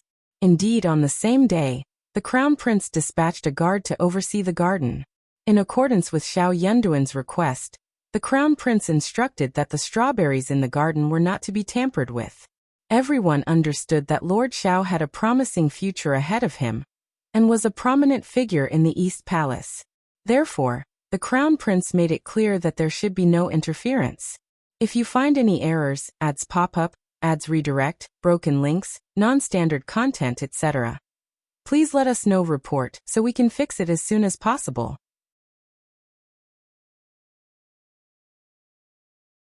Chapter 1349. Going to do private matters. Of course, the soldiers indulged in private foraging, and Xiao Yunduan and Qiao Xian were not inclined to be petty about it. As long as it didn't constitute sabotage, they adopted a nonchalant, indifferent attitude and allowed them to do as they pleased. If the water was too clear, there would be no fish. If one took things too seriously, it would not only trouble others but also oneself. As long as it didn't violate their principles or cross any boundaries, they brushed it off with ease. Xiao Yunduan had dropped a bombshell, and regardless of the potential trouble that 500 meters might cause, he headed south with Qiao Xian. The canal's waterway remained unobstructed. The boat traveled swiftly and afforded them plenty of leisure time. However, the season was quite cold, especially on the desolate river. When the wind blew, it felt even chillier. Most of the time, they had to take refuge in the cabin. It was a rare period when no one disturbed them. They didn't make any stops along the way, except for docking at night to rest and replenish their supplies. They continued their journey straight to Hangzhou. Upon arriving in Hangzhou, Qiao Xian and Xiao Yunduan instructed the others to wait for them. The next day they took Li Xia, Li Qiao, Sun Bai, and Sun Qian to Zhao Shu's mansion. While they had informed Zhao Shu that they would definitely visit before December, they hadn't specified the exact date. Zhao Shu's ties to his hometown made it hard for him to leave, and he often roamed around the Jiangnan region. Their timing didn't matter much. Even if he wasn't currently in Hangzhou, his subordinates could return within a day or two. Hangzhou's 100,000 acres of flower fields were their primary source of income. Unlike the matured mulberry garden, this venture was in its infancy and required constant monitoring and supervision. More than half of Zhao Shu's time in Jiangnan was spent in Hangzhou. Although they hadn't communicated their arrival in advance, they didn't expect Zhao Shu to be absent from Hangzhou. It turned out they had missed him.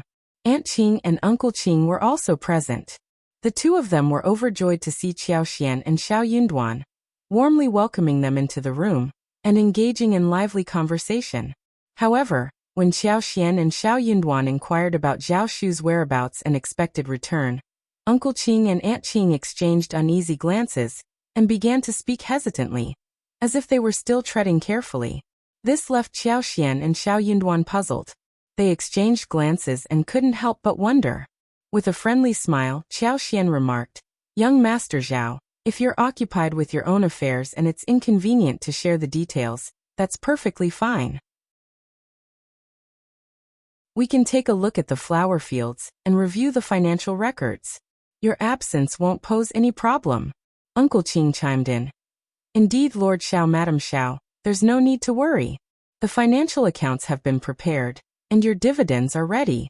I have the authority to guide you through whatever you'd like to inspect. Everything is in order, and we can accommodate your preferences. Our young master is indeed occupied and hasn't returned yet. We can't confirm when he'll be able to come back in the next few days. We apologize for any inconvenience." "Yes, please forgive us, Lord Xiao and Madam Xiao. Our young master did mention his intention to travel to the capital to visit you both personally and discuss matters." Qiao nodded with a gracious smile. "Very well, we will await his return.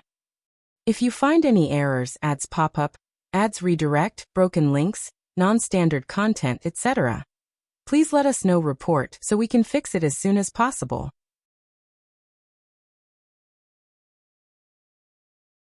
Chapter 1350 Marriage.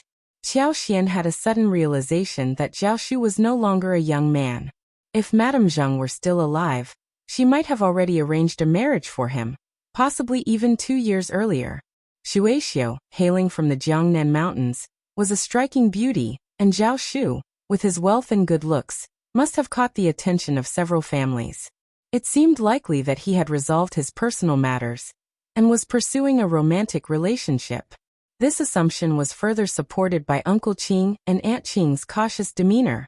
Besides personal affairs, what else could be too delicate to discuss openly? Since Zhao Shu was absent, Qiao and Xiao Yunduan didn't prolong their visit. They agreed to visit the flower fields the following day, bidding farewell for the time being. During their journey on the wagon, Qiao nestled against Xiao Yunduan's shoulder and shared her conjectures. Xiao Yunduan found her reasoning sound and smiled. "You're absolutely right. It's about time for Zhao Shu to settle down. Isn't it?" Qiao chuckled. "When he does get married, we'll have to give him a generous red envelope." Xiao Yunduan smiled and exchanged a glance with his enthusiastic wife. "Certainly." Qiao continued speculating about what Zhao Shu's prospective partner might be like, pondering whether she would be beautiful, gentle, and so forth. She couldn't wait to meet her. Xiao Yunduan nodded thoughtfully and shared a few words with her. However, he had already made up his mind. Zhao Shu held significant wealth, and being relatively young without any close family or siblings, he might attract the attention of unscrupulous individuals. The perfume workshop essentially served as a means for his wife to generate income for the crown prince, and their relationship was profound, making them potential targets for those with malicious intentions. When he next saw Zhao Shu, he resolved to inquire discreetly and have Sun Qian and Sun Bai discreetly gather information about Zhao Shu's sweetheart. If her intentions were genuine and she truly wanted to marry him, he would offer his blessings without interference. However, if any deception or unfavorable character traits came to light, he might need to discreetly exercise some control.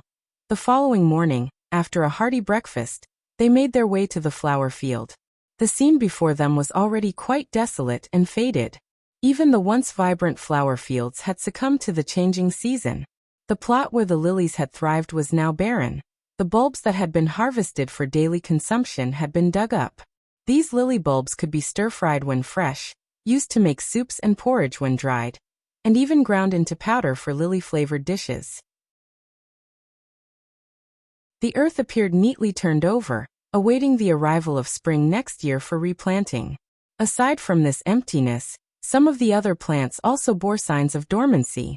While some still retained their green color, it lacked the vigor seen in previous months. Sweet osmanthus, cloves, jasmine, and other plants had grown notably taller. Their leaves were dense and verdant, hinting at the magnificent display of flowers they would produce when they blossomed. To ensure a more splendid bloom in the upcoming year, all the roses and monthly bloomers had been pruned.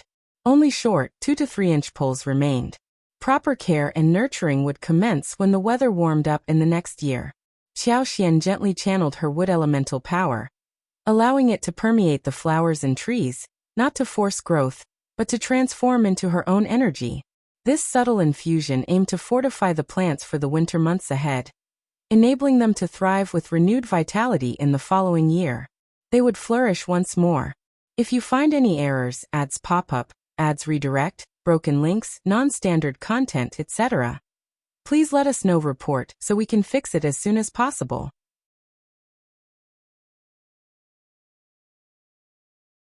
Chapter 1351. Looking at the flower field. Everything seemed to be in place, except for the lilies. So Qiao approached Uncle Qing, expressing her desire to inspect the lily bulbs selected for seed propagation. Without delay, Uncle Qing led her to the designated area. All the chosen lily bulbs for seed were carefully buried in the sand.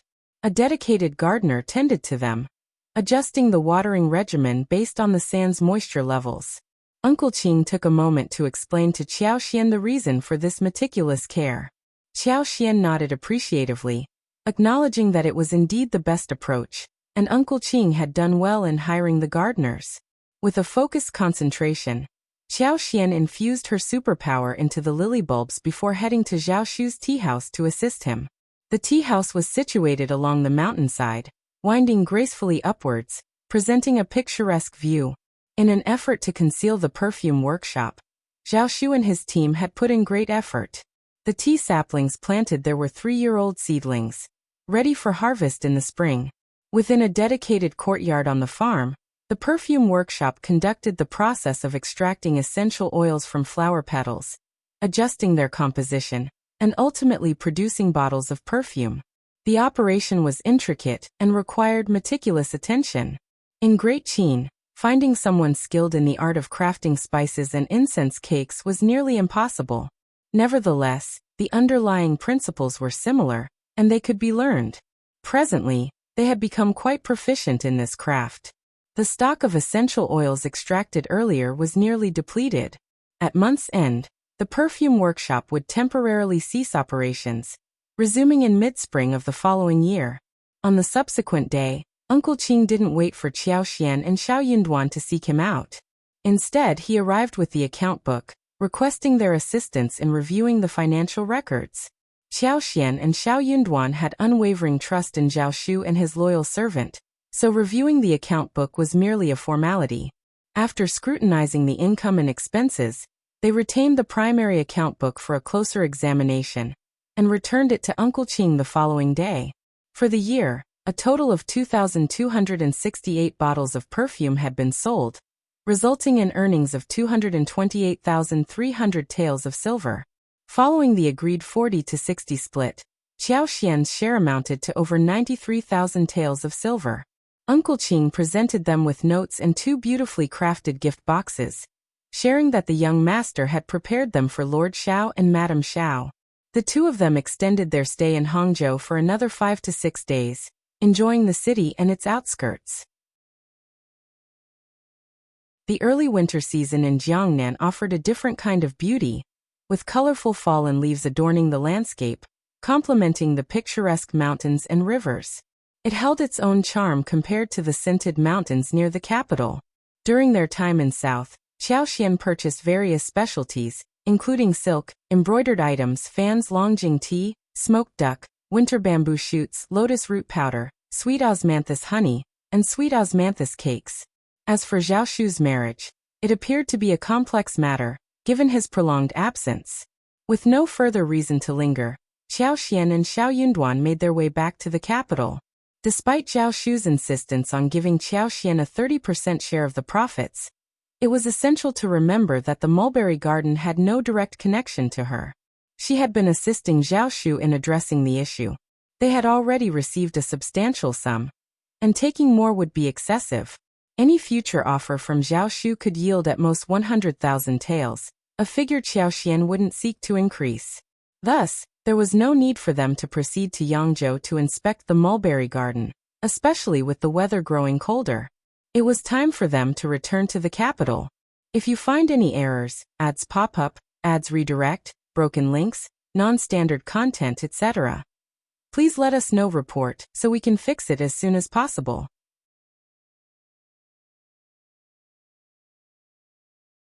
Chapter 1352, Constraint. Xiao Yunduan's office had been bustling with activity in the lead-up to the new year. With Qingdi and the others around this year, it was anticipated that there would be even more commotion. Upon returning home, it was time for Qiao to prepare the New Year's gifts. With the 90,000 taels of silver available for the mid-year trip, Qiao and Xiao deliberated on how much to allocate for the Crown Prince's New Year expenses. Qiao suggested, "Let's offer the Crown Prince 50,000 taels of silver. That should be sufficient for the East Palace to celebrate the New Year. Don't you think?" Xiao Yunduan paused in thought before responding. 50,000 is too much. 30,000 should suffice. Qiao was taken aback by the lower amount. Xiao Yunduan gently squeezed her hand and chuckled. "Silly girl. The Crown Prince will manage without this money, but he will be short on funds. The imperial plantation under the East Palace is bound to receive some resources, and the Crown Prince will be rewarded handsomely for the tribute.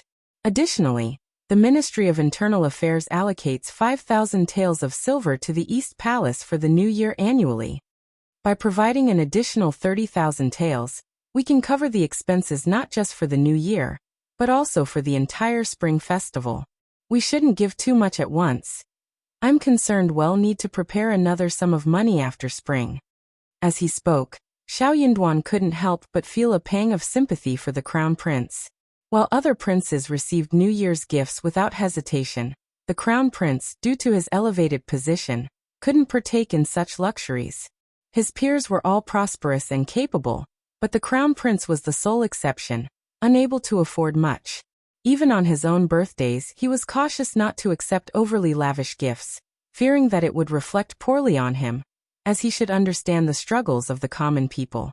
Yet the wealth his family possessed was largely a result of his wife's abilities. Perhaps, with his assistance as an official, it would make things easier for her. Nevertheless, Xiao Yunduan remained confident that, even without him, his wife would excel in her endeavors. Xiao Yunduan wrestled with conflicting thoughts. Giving away the money might yield future benefits, or perhaps it wouldn't. This dilemma gnawed at him, leaving him feeling guilty each time it crossed his mind. Additionally, there was an old adage that struck him. Transitioning from frugality to extravagance was easy, but the reverse, from extravagance to frugality, was exceedingly challenging. People often failed to appreciate something received for free. The more they received, the less they cherished it. So, it seemed wise to present the funds sooner rather than later. This way, the East Palace would need to make thoughtful arrangements to have a good new year, truly valuing the silver's worth. Furthermore, Princess Consort had orchestrated the New Year celebrations, and Xiao Yunduan was determined to ensure she didn't pass the season without a care. Qiao hadn't given it much thought initially, but Xiao Yunduan's reasoning resonated with her. She smiled and agreed. "Very well, I will provide 30,000 taels of silver. We have ample funds, and we haven't even touched what Yuezhing Xiao owes us. When combined with that substantial sum, it should exceed 1,000,000 taels of silver." She paused, a mischievous glint in her eye. "I've been contemplating how to spend such a fortune. Unfortunately, we haven't come across suitable business opportunities or cooperative candidates recently." Her eagerness for involvement and success was evident, and she yearned to retire from work. Xiao Yunduan was taken aback, gazing at Qiao with a puzzled expression. Observing his reaction, Qiao burst into laughter and proclaimed proudly, "This is just the liquid cash we can access immediately. We still possess numerous properties: gold, silver, jewelry, antiques, and property deeds. And most importantly, her space holds even more treasures. If you find any errors, ads pop up, ads redirect, broken links, non-standard content, etc., please let us know. Report so we can fix it as soon as possible."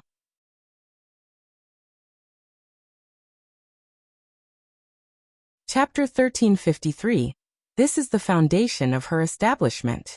Precious herbs like ginseng, Ganoderma lucidum, Chinese fleeceflower root, false starworts, precious orchids, peonies, plum blossoms, and valuable trees including rosewood, golden-threaded nanmu, and golden star rosewood thrived abundantly. Other medicinal herbs, flowers, trees, and orchards flourished as well. The branches bore numerous fruits, some of which Qiao had stored in the storage compartment, while others remained accessible for plucking and consumption. The blossoms and fruits on the trees were a breathtaking sight. The fertile land within the space had expanded to approximately 1,700 mu. Unaffected by climate changes, it proved suitable for the growth of various plants year-round. A wide variety of crops flourished consecutively. Rice, wheat, corn, peanuts, potatoes, and soybeans were among them. Qiao surmised that the fertile fields in her space wouldn't expand indefinitely, yet they continued to slowly grow. The exact limits remained uncertain. Nonetheless, the more it expanded, the better. This served as the bedrock of her foundation. As long as her space endured and her wood-type superpower remained intact, silver held little significance to her. It was a privilege to assist her husband, support the crown prince, and savor the freedom of life, all while deterring anyone who might dare to provoke her easily. Xiao Yunduan found himself torn between laughter and exasperation at her words. He offered a reminder: keep the banknotes secure and don't disclose this to anyone else. Finding a dependable partner isn't as simple as it sounds. Brother Yuezhing and young Master Zhao are truly exceptional. Qiao nodded with understanding. Of course, I'm aware that finding the right partners depends on fate, and it'll take my time in the search. Hearing her response, Xiao Yunduan felt reassured. By late November, the two of them had returned to the capital. Indeed, the capital was on the brink of upheaval due to the potatoes. The crown prince brimmed with excitement as he deliberated with his advisors and trusted aides throughout the night. The following day, he hurried into the palace with a basket of potatoes, seeking an audience with his father, the emperor. The emperor's schedule was consistently occupied, divided between creating elixirs and practicing qi. Consequently, anyone seeking an audience with him had to wait until he became available. This protocol applied not only to the crown prince, but also to the queen and his cherished honored Princess May. The pursuit of longevity was an endeavor that no one could obstruct. Historically, when the crown prince requested an audience and found the emperor unavailable, he would respectfully kowtow outside the palace and depart. Unless the matter at hand was exceedingly crucial, waiting was not typically practiced. However, this time, the crown prince chose to wait. Whenever the crown prince appeared in court, the queen honored Princess May, and Princess Concubine Virtue would scrutinize him closely. It was one thing if he simply knelt outside the palace without meeting the emperor. However, by waiting to see the emperor, the palace residents would keep a vigilant eye on him, eager to discern the nature of his discussion with the emperor. This was the consequence of the crown prince not having a biological mother. Without his mother's support within the palace, his options were limited. Without a maternal presence, which of the minor concubines in the harem would dare to risk the empress and noble consort's retribution by forming an alliance with him and becoming his confidant? As the crown prince crouched outside the Qiao palace, Empress Qi and the others grew increasingly puzzled. Had something significant occurred recently that they were unaware of? Why were they not informed? If there was no pressing matter, why was the crown prince stationed here? Empress Qi and her cohorts recognized the need to pay closer attention to this matter. If you find any errors, ads pop up, ads redirect, broken links, non-standard content, etc., please let us know. Report so we can fix it as soon as possible.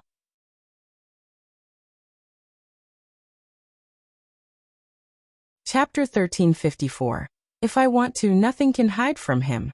After concluding his meditation, the emperor was in the process of attending to his personal matters when he learned that the crown prince was awaiting an audience outside. Consequently, he instructed someone to usher the crown prince in. While he may have been disinterested in the intricacies of governance, it didn't imply that he was indifferent to everything. In fact, he maintained a firm grip on military power. The key figures within the imperial army were his trusted confidants, and the ministers overseeing the 6 ministries were often at odds with each other. Additionally, control over the capital's defense lay in the hands of his loyal aides. As for significant military and political matters within the intermediate court, he had individuals who would report to him when he had the time. A shadowy cadre of guards, shrouded in secrecy and anonymity, was under his command. He had little inclination to monitor the activities of the princes, a task he deemed beneath his concern. His knowledge was instinctual. If he wanted to learn more, nothing could evade his awareness. The Crown Prince entered the pavilion with a basket of potatoes and greeted the Emperor respectfully. The Emperor, unbothered by customary protocol, had just completed his meditation, leaving him feeling a tad stiff. He lounged against the bed in a loose Taoist robe, his hair tied up with a sandalwood hairpin, cascading down his back. He bore little resemblance to a monarch of a nation. Waving his hand dismissively, he instructed the Crown Prince to rise and promptly noticed the basket at his side. His eyes narrowed with curiosity. "What have you brought? It seems unfamiliar to me." "Father, I only came across this item yesterday. It's called a potato, and it's quite extraordinary." Seated, the Crown Prince elaborated on the details, sharing his findings and observations with a smile. The Emperor, equally intrigued, directed a young eunuch to examine the potatoes more closely and prepare several dishes for sampling.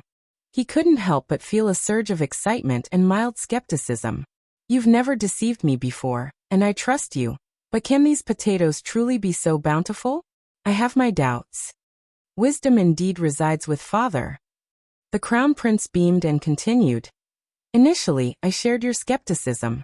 However, I personally visited the field and randomly selected a few plants. We immediately unearthed them, and I must say, they exceeded my expectations. It's true. This small basket of potatoes originated from just one plant. Father, they are remarkably high-yielding." The Emperor beamed with joy, his eyes burning with enthusiasm as he declared, "If that's the case, it will be a boon for the great Qin Empire, a blessing for me." "I share your sentiments." Clearly in high spirits, the Emperor continued. "In that case, stay for lunch today. When the potatoes are served, enjoy them with me." The Crown Prince was elated and respectfully accepted the invitation. It was truly heartwarming.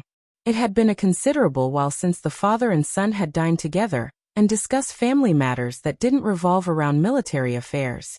Before long, lunch was served. Despite his dedication to cultivation, where Taoists refrained from consuming meat and fish, and the Emperor's preference for mostly vegetarian fare, these vegetarian dishes were crafted with extraordinary care. Take, for instance, the stewed tofu. The broth used for simmering the tofu wasn't just any ordinary soup. It was concocted from a blend of fresh crucian carp, dried shellfish, jade pillars, top-tier abalone, rare wild mushrooms, well-fed old hens, pig bones, and other exquisite ingredients. Following a series of meticulous steps, it was refined into a luxurious broth resembling milk. This premium broth was then added to a casserole and simmered gently over a small wind stove to render the tofu tender and imbued with the delectable essence. To complete the dish, the tofu and broth were ladled into a bowl, garnished with a sprinkling of finely chopped green onions. It appeared deceptively simple, but few would guess the laborious effort required to craft such an unassuming bowl of stewed tofu. If you find any errors, ads pop up, ads redirect, broken links, non-standard content, etc., please let us know. Report so we can fix it as soon as possible.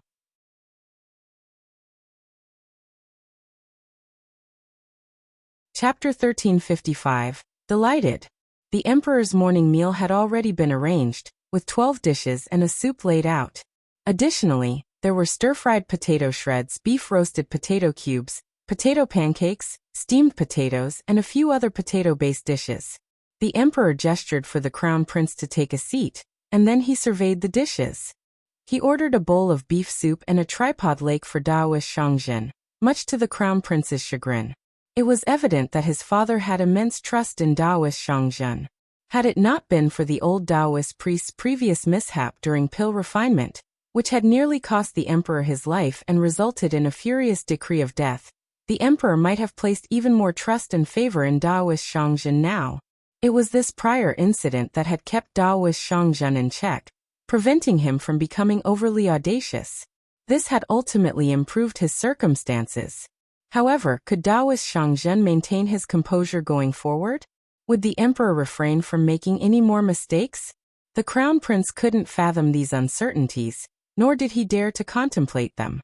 As both the Emperor's son and a minister, he lacked the authority to voice his concerns.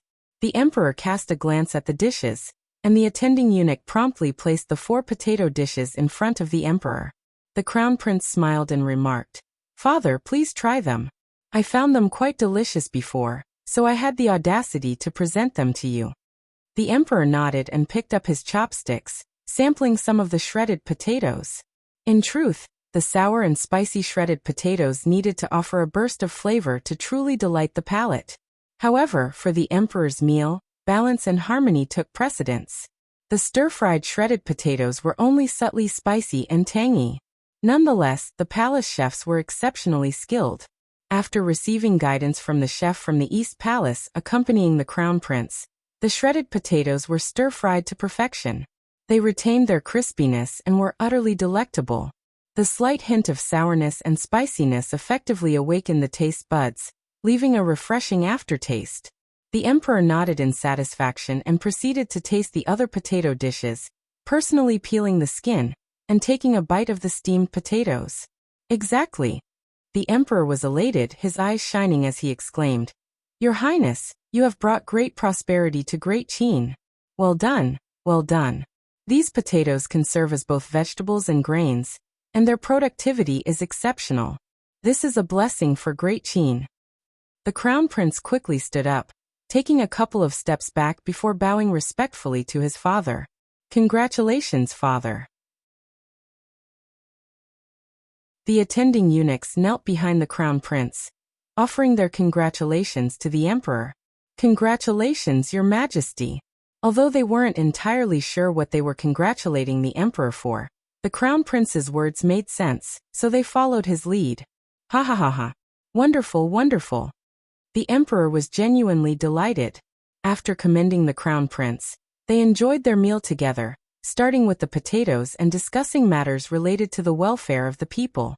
In that moment, the father and son couldn't help but feel a sense of closeness.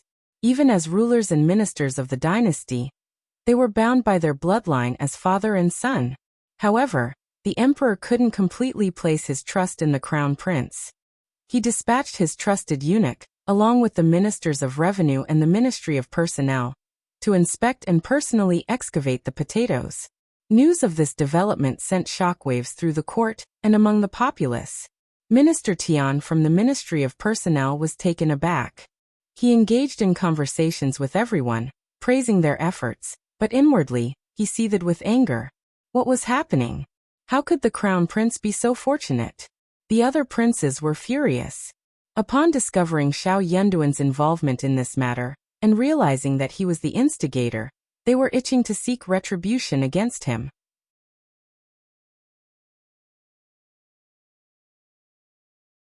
Chapter 1356, Fury. However, no one dared to take action in defiance. Xiao Yunduan's name had once again risen to prominence, earning praise from the emperor. In this moment, no one dared to challenge Xiao Yunduan. The emperor entrusted all the potatoes to the Ministry of Revenue and instructed them to select a fertile piece of land from within the imperial plantation. When spring arrived the following year, they planned to enlist the help of Xiao Yunduan and Xiao Xian to cultivate the potatoes. There were numerous planting plots, totaling tens of thousands of caddies. Each potato could yield multiple shoots, and this quantity was far from insignificant. If the harvest in the upcoming year could prove the abundance of potatoes, there were discussions about distributing them to the commoners in the outskirts of the capital for cultivation. Furthermore, they considered sending some to Shandong, Hebei, and Hunan. However, these details would be deliberated upon later. Gradually, within 3 to 5 years, they anticipated gaining substantial recognition. Simultaneously, the crown prince informed the emperor and dispatched an envoy to the south to search for additional potato sources. According to Xiao Yunduan, the origin of the potato was the sea, giving hope that more could be found in the southern regions. Daoist Shangzhen took this opportunity to congratulate the emperor, affirming that his earlier prediction of an auspicious sign had indeed come to fruition with this discovery. The emperor was overjoyed by this validation. As a result, Daoist Shangzhen received a generous reward for his insights. Naturally, the crown prince and Xiao Yunduan were also rewarded for their roles in this discovery. However, it was clear that Daoist Shangzhen had exploited the situation, leaving the crown prince feeling somewhat aggrieved. Nonetheless, the emperor placed great trust in Daoist Shangzhen, and no one dared to challenge his assertions. In the end, the crown prince emerged as the primary beneficiary of this development, offering some solace to those who felt uneasy about the situation. If this endeavor proved successful in the future, the crown prince would have made a substantial contribution to the people of Great Qin. His dedication to their welfare would be evident over the long term, making it difficult for anyone to challenge his status easily. Understanding this reality only fueled the intense frustration of the fourth prince, third prince, and second prince. Given these circumstances, how could they ever hope to challenge the position of the crown prince? Coincidentally, during a visit to the emperor, Prince Nua expressed his desire to marry a princess of Qin, thus establishing a familial connection. Upon the emperor's approval, the other princes tacitly agreed to wed Princess Shuangfu, also known as Qin Yuzhen. Their choice was primarily influenced by the fact that Princess Shuangfu held the closest familial ties to the crown prince. Princess Shuangfu's mother was the cousin of the crown prince's biological mother, who tragically passed away during childbirth. It was the crown prince who had appealed to the emperor, requesting that Princess Consort care for and raise Princess Shuangfu. The prince and princess consort resided in the East Palace, but as Princess Shuangfu grew, they maintained a certain distance from her. It was clear that they couldn't provide the same care for her outside the court, and the closer they became to Princess Shuangfu, the more complicated her life would become. Nevertheless, she never lacked the care she deserved.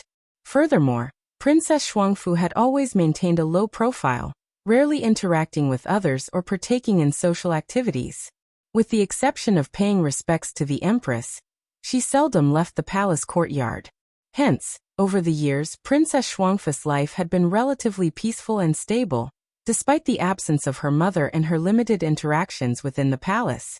The crown prince and princess consort were planning to arrange a suitable marriage for her in the coming year, ensuring that she could embark on married life with tranquility and complete her family. Princess Shuangfu's calm demeanor stemmed from her trust that the crown prince and princess consort would meticulously handle her personal affairs. She had no need to worry about anything.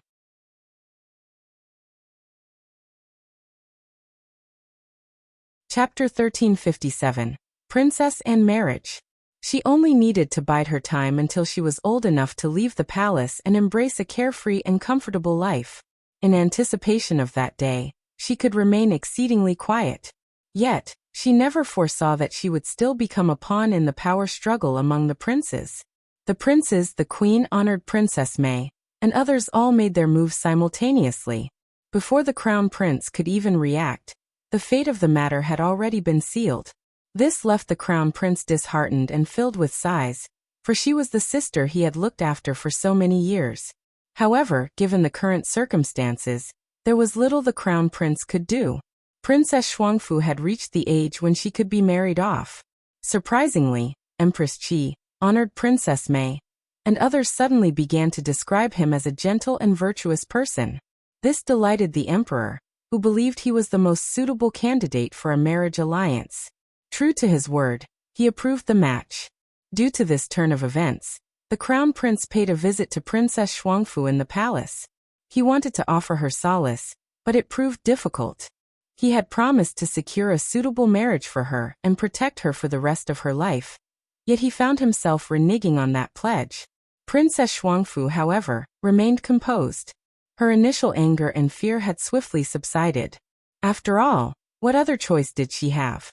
Born into the royal family, she had never possessed the autonomy to make her own decisions, not even the decision of her own birth. Surprisingly, Princess Shuangfu ended up comforting the crown prince, intensifying his feelings of guilt. With a forced smile, the crown prince inquired if she harbored any unfulfilled wishes. If she did, she should share them. Princess Shuangfu's eyes sparkled with longing. She wished to step out of the palace and explore the capital city. In her entire life, she had never ventured beyond the palace walls, let alone set foot in the imperial gardens or the capital city itself. However, she had often heard other princesses speak of the bustling prosperity of the capital, and her curiosity compelled her to desire a glimpse of life outside the palace. She wanted to experience firsthand what Great Qin had to offer beyond the palace walls. Upon hearing her wish, the crown prince's heart was filled with sorrow. He nodded and assured Princess Shuangfu that he would arrange for her to explore the capital. Princess Shuangfu beamed with a sweet smile, her lovely face radiating joy, and she had no lingering regrets. The crown prince looked at her in a daze, only then realizing the true extent of Princess Shuangfu's beauty. Determined to make amends, the crown prince decided to discreetly enhance her dowry. This would enable Princess Consort to select valuable items from the East Palace's warehouse, as well as appoint a few capable maids and servants, along with a dozen guards for her protection. While Princess Consort should have consented, she hesitated. Who would willingly leave their hometown to marry a princess in a distant and unfamiliar land like Qingdi? The fact that someone was willing to go should have been enough, and Princess Consort was reluctant to let her depart. Before long, the emperor issued an imperial decree, formally bestowing Princess Shuangfu and Prince Nuanua as a marital pair to Qingdi. Prince Nuanua secretly met with Princess Shuangfu, and upon seeing her exquisite beauty and gentle demeanor, he felt content.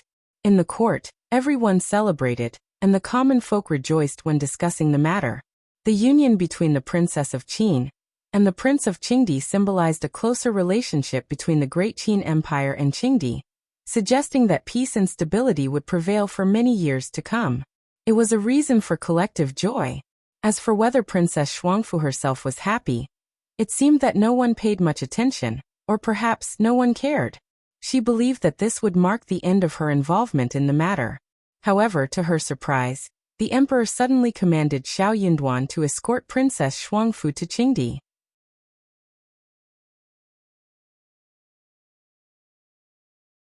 Chapter 1358. Warning. When the crown prince received the news, the imperial edict had already been issued, leaving him seething with anger. In his East Palace study, he vented his frustration through an explosive outburst. Princess Consort and the others fell silent, apprehensive of his fury. With each passing year, the crown prince had grown more composed and dignified. It had been many years since his temper had flared in such a manner. Unable to contain his emotions any longer and unwilling to concede defeat, the crown prince decided to go to the court and plead with the emperor to rescind the order. "Father," he implored, "Lord Qiao is still young and has never undertaken such a responsibility before. I believe it would be more appropriate to dispatch an experienced official as the marriage envoy. Please reconsider, father." Throughout all these years, the crown prince had never contested any of the emperor's decisions. However, his appeal didn't elicit a positive response. Instead, it seemed to irritate the emperor, who had always been stern. His countenance darkened and he retorted coldly, "Is my imperial edict a matter to be trifled with, subject to change at a whim? I have my own reasons for this decision, Crown Prince, and there is no need for further discussion. Your Highness, simply perform your duties. You need not inquire further about my intentions." These words left the Crown Prince trembling with trepidation. How could he dare utter another word? He respectfully bowed and withdrew. Upon discreet inquiry, the Crown Prince learned that honored Princess Mei and Daoist Shangzhen had instigated his father to appoint Xiao Yunduan as the envoy. They had done so to spite him, as it was his actions that had indirectly implicated Xiao Yunduan. The Crown Prince was incensed. Xiao Xian and Xiao Yunduan remained unaware of this. However, the following day, when the Crown Prince summoned Xiao Yunduan, he discovered that Xiao Yunduan was already privy to the situation. A heavy silence hung between them. With a guilt-ridden expression and a bitter smile, the Crown Prince confessed, "I have inadvertently drawn Officer Xiao into this predicament. I never anticipated the vehement opposition against Officer Xiao, nor did I expect my father to acquiesce. I beseeched my father to retract the order, but my efforts were in vain. I fear Officer Xiao will have to embark on this journey." Xiao Yunduan cast a surprised glance at the Crown Prince. After the Emperor had issued the decree, the Crown Prince had gone so far as to plead his case directly with the Emperor, a highly unusual move for him. "What else can I say, Crown Prince?" Xiao Yunduan smiled warmly. "In truth, I am genuinely eager to experience the customs of Qingdi. Such an opportunity is a rare privilege. Furthermore, I will feel more at ease accompanying Princess Shuangfu. Unspoken between them was the knowledge that honored Princess Mei, the fourth prince, and their allies had seethed with jealousy upon witnessing the emperor's praise of the crown prince. Given Xiao Yenduan's significant role in this matter, they would seize any opportunity to target him. The crown prince felt reassured after hearing Xiao Yenduan's words. He sighed, saying, "You are indeed Officer Xiao, with knowledge beyond that of ordinary individuals. Rest assured, I won't expose you to danger. I will arrange for someone to protect you. Moreover, as a marriage envoy, I doubt Qingdi would dare to act rudely. Nonetheless, the road ahead is long, and the waters are deep. No one can predict what may transpire along the way. Officer Xiao, you must be prepared. If you require anything, Officer Xiao, do not hesitate to inform me." "Thank you, Crown Prince." Xiao Yunduan nodded in appreciation. "I will contemplate my preparations upon my return, and I will be ready for any eventuality." The Crown Prince nodded in return, determination in his eyes. "Officer Xiao, I trust you will return safely."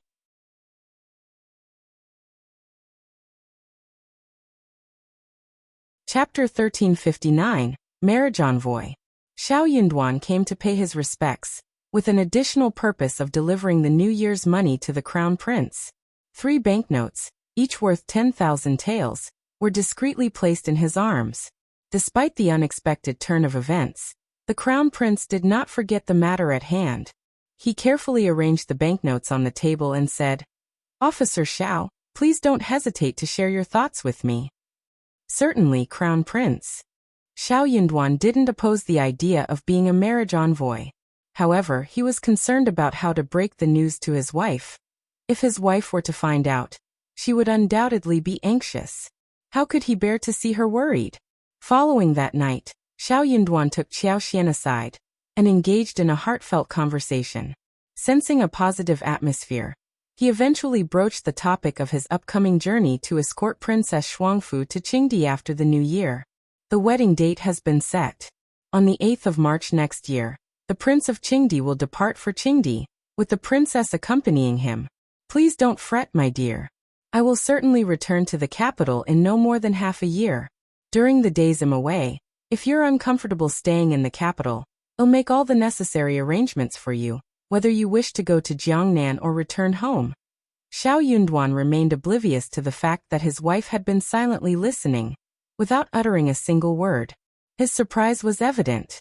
Why was his wife so composed in response to such unexpected news? Something didn't seem right. It was very unusual. "Wife, are you?" Had she been rendered speechless by fear? Qiao Xian blinked, then peered up at him, her tone slightly irritated.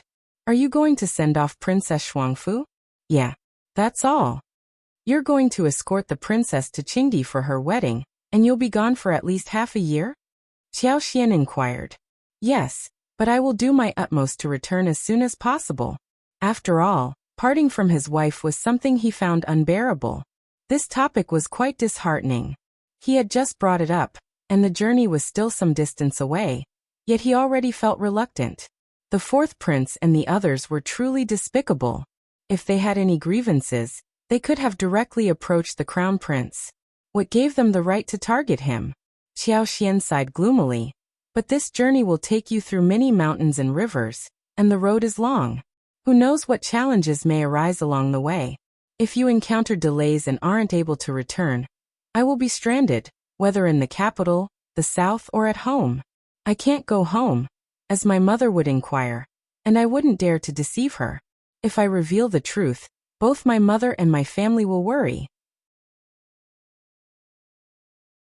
Xiao Yunduan sighed in response. "I understand and I'm sorry," Qiao Xian softly remarked. "If you don't want me to endure this, that's acceptable too." Xiao Yunduan was taken aback. "Of course I don't want you to suffer." "You've said it." Of course, he couldn't bear to see his wife distressed, so why would he want to wrong her? However, for some reason, his wife's words seemed to carry a different meaning. "All right." Qiao Xian smiled, embracing him and speaking sweetly. "I'm coming with you." "Okay. Wait, what?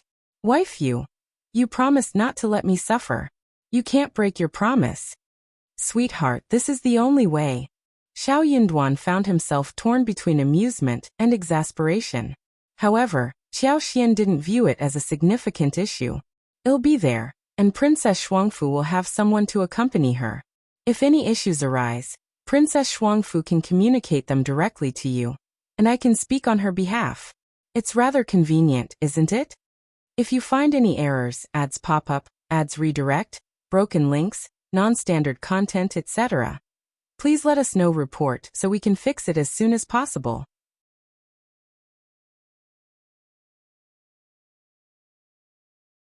Chapter 1360. She's going too.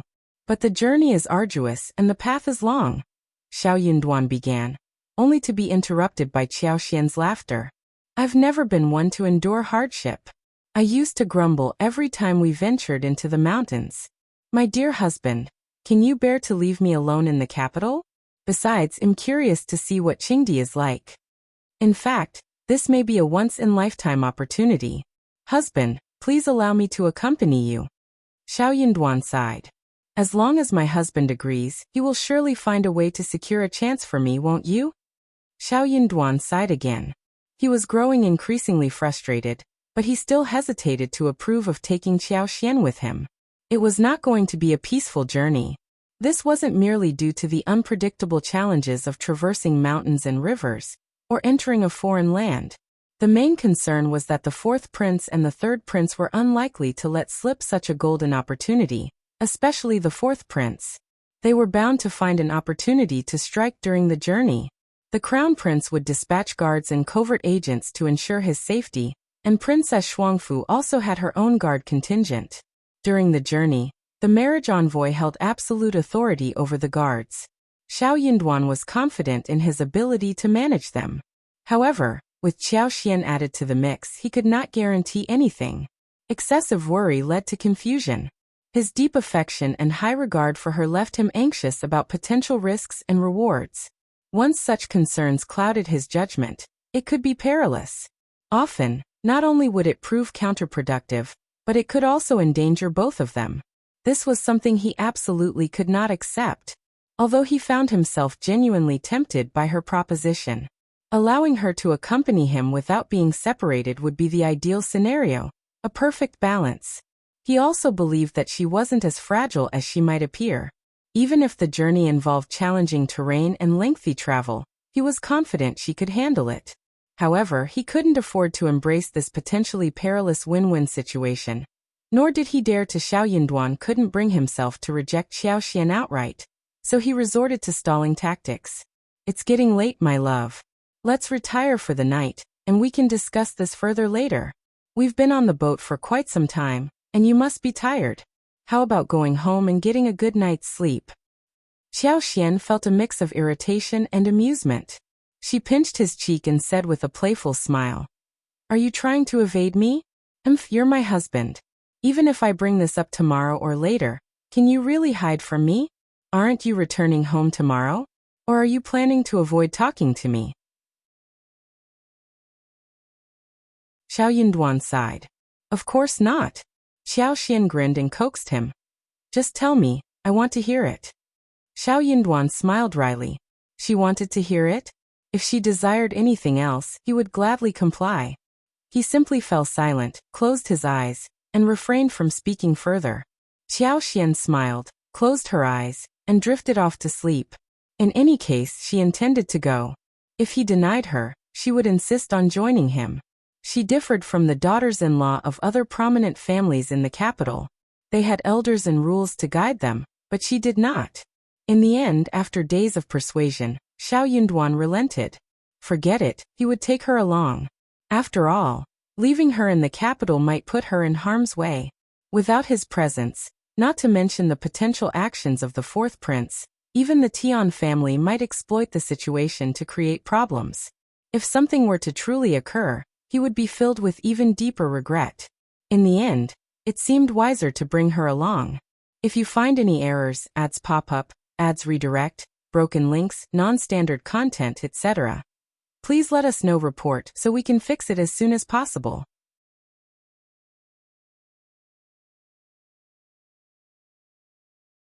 Chapter 1361, Refusing.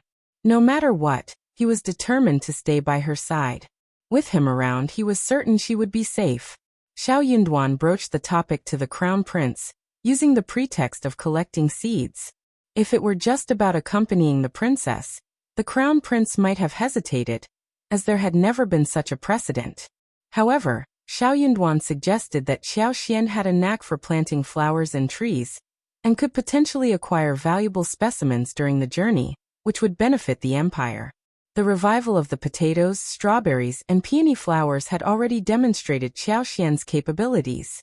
Xiao Yunduan didn't need to elaborate much, as the crown prince had already drawn his own conclusion. Crown prince couldn't help but feel moved. I agree to this arrangement, but there's no need to rush to announce it to the outside world.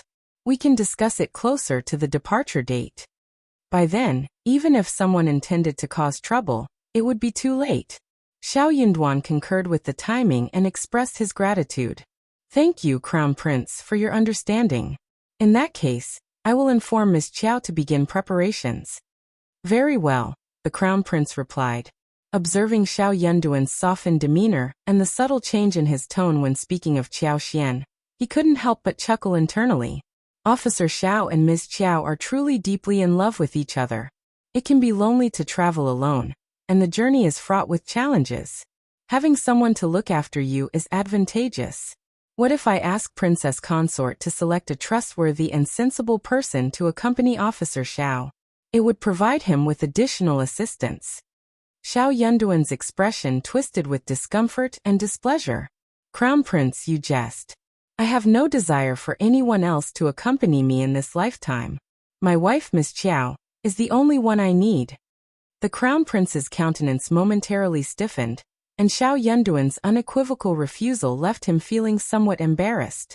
Xiao Yunduan could discern the underlying dynamics, so he sighed inwardly and self-deprecatingly remarked, "To be completely honest, Crown Prince, I lack the skill to manage the inner court. The mere thought of dealing with a multitude of women gives me a headache.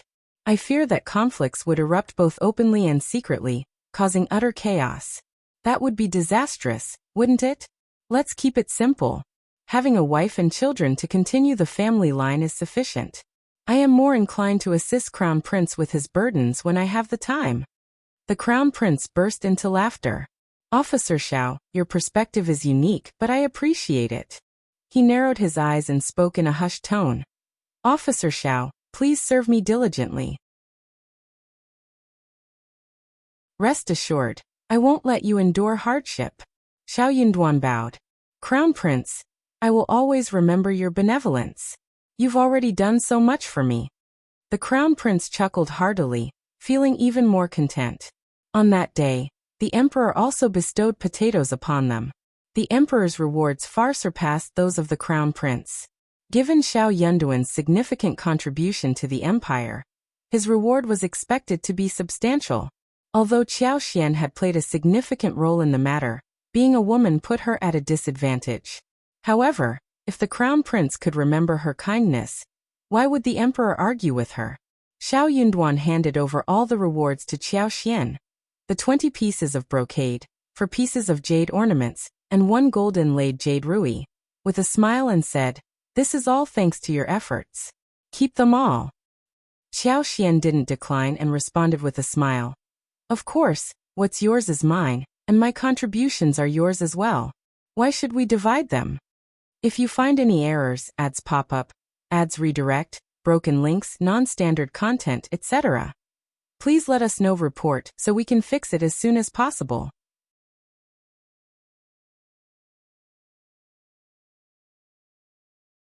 Chapter 1362. I expect it to be like this. Xiao Yunduan couldn't help but chuckle. "I like what you're saying." The two exchanged smiles. Qiao Xian was more concerned about accompanying Xiao Yunduan to Qingdi. Xiao Yunduan didn't hide anything from her, and shared the Crown Prince's response. Qiao Xian smiled. "I had faith that you would persuade the Crown Prince. That's wonderful. Let's start getting prepared to set off together." Seeing her joy, Xiao Yunduan felt a sense of relief knowing that they wouldn't have to be apart. The frustration he had felt earlier began to dissipate. At this moment, He realized that deep down he had hoped she would accompany him. Otherwise, he wouldn't have felt this relaxed upon confirming the arrangement. Qiao Xian, on the other hand, was genuinely thrilled. It was essentially an all-expenses-paid trip abroad. This was Qingdi, not the Great Qin Empire. While she could roam freely within the Great Qin Empire, a place like Qingdi was not accessible to just anyone. She had no intention of settling down there, but she was quite curious to explore. With the current friendly relationship between Great Qin and Qingdi, their safety wasn't a concern. Any minor issues could be resolved easily. Qiao Xian didn't need to prepare anything extraordinary, just clothes, shoes, socks, medicine, and some tea leaves. Her storage space held everything she needed. In addition to food crops and various harvested fruits, she had stored plenty of clothes and daily necessities. There was also an abundance of firewood, oil, salt, soy sauce, vinegar, and tea. Afterward, Qiao Xian took some time to check on the strawberries. It was already late November, and there were no more strawberries in season. Songsher and his team had used sickles to trim the stems and leaves, covering them with a layer of straw. Qiao Xian could immediately see that the strawberry patch had significantly shrunk in size. She noticed that Songsher had tidied up all the scattered pieces, making the empty area quite conspicuous. Qiao Xian remembered that there used to be strawberries in that spot as well. It was clear that this had been done by the individuals sent from the palace to harvest potatoes. They had taken numerous strawberry seedlings. Although Qiao Xian had anticipated this might happen, she couldn't help feeling a bit displeased. On second thought, there was a saying that it was easier to see the king of hell than to deal with his subordinates. Strawberries had become a precious commodity in the capital, and those people had an easy opportunity to obtain them. How could they resist the temptation? She should consider herself fortunate that only a small portion had been lost. What could she have done if they had taken them all, or trampled them into a mess? Would she need to plead with the crown prince? They had harvested the potatoes neatly, and the vacant space had been plowed and tidied. The tangled potato stems were also cleared away. Qiao Xian was aware that Songsher must have arranged for this cleanup. Court personnel wouldn't bother with such tasks. Songsher was indeed a meticulous individual. Qiao Xian returned to Xiao Yunduan and smiled. You should commend him later. Let's prepare a generous red envelope for him during the new year. Xiao Yunduan nodded. He is remarkably attentive and organized, which is quite rare. We'll get sizable red envelopes and present them to him before we depart tomorrow. Agreed. When Songsher received his master's praise and heard about the red envelope, his face immediately lit up. Despite his humility, he couldn't help but grin with satisfaction. If you find any errors, ads pop up, ads redirect, broken links, non-standard content, etc., please let us know. Report so we can fix it as soon as possible.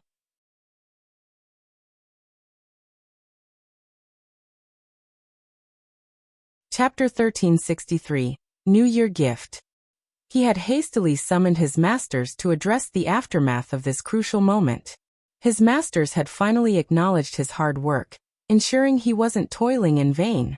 To be honest, those from the palace and the Ministry of Revenue carried an air of nobility. They were quite brusque and impulsive.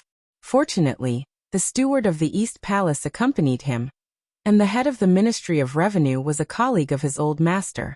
He had to show them some respect and step in. Otherwise, who knew what those individuals might do to this parcel of land? Especially the strawberries. They would hardly believe it until every last one was uprooted.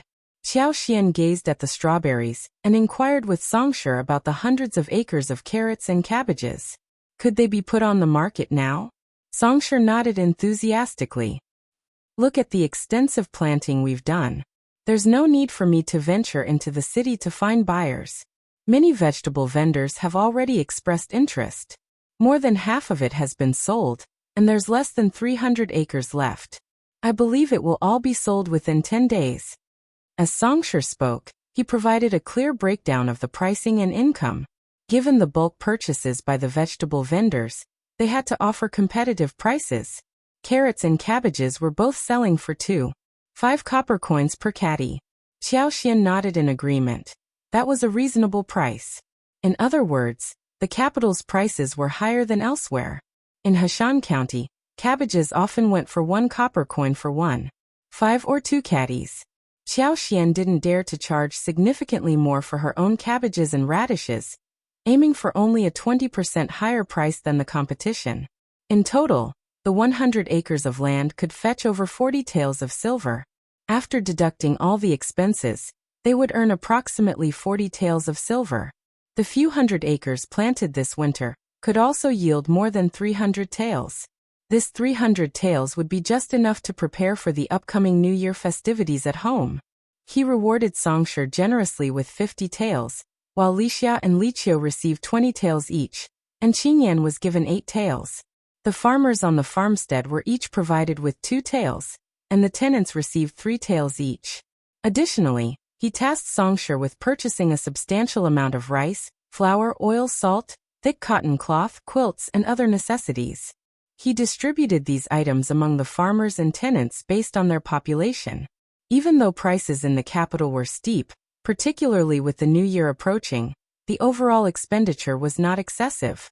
However, it brought happiness to the people and fostered a sense of belonging. Qiao Xian instructed Songsher to reserve 40 to 50 caddies of radishes and cabbages from the field for the winter. Songsher expressed his agreement and couldn't help but remark, "Madam, you truly have a kind heart. I have never witnessed any master treat their subordinates as well as you do, madam. If they fail to work diligently, they would betray their conscience without you having to say a word. I won't tolerate slackness, and I will promptly dismiss them." Qiao Xian smiled and replied, "You have been with my husband and me for a long time, so you understand our values. I can easily afford this small expense, and we can all enjoy a pleasant new year, can't we? If things go well in the future, that's wonderful. If not, we'll handle it accordingly." Yes, madam is absolutely right. Qiao Xian resided in a comfortable home, as warm as spring, with abundant provisions. However, her servants and tenants were enduring the harsh winter at 5,000 meters, struggling to survive. This discrepancy weighed heavily on her conscience. Her upbringing and principles compelled her to take action. While she couldn't meddle in others' affairs or become a saint, she could make choices within her own family. In the blink of an eye, the 12th lunar month had arrived. The festive atmosphere in the capital grew more vibrant by the day, with the streets bustling with activity. If you find any errors, ads pop up, ads redirect, broken links, non-standard content, etc., please let us know. Report so we can fix it as soon as possible.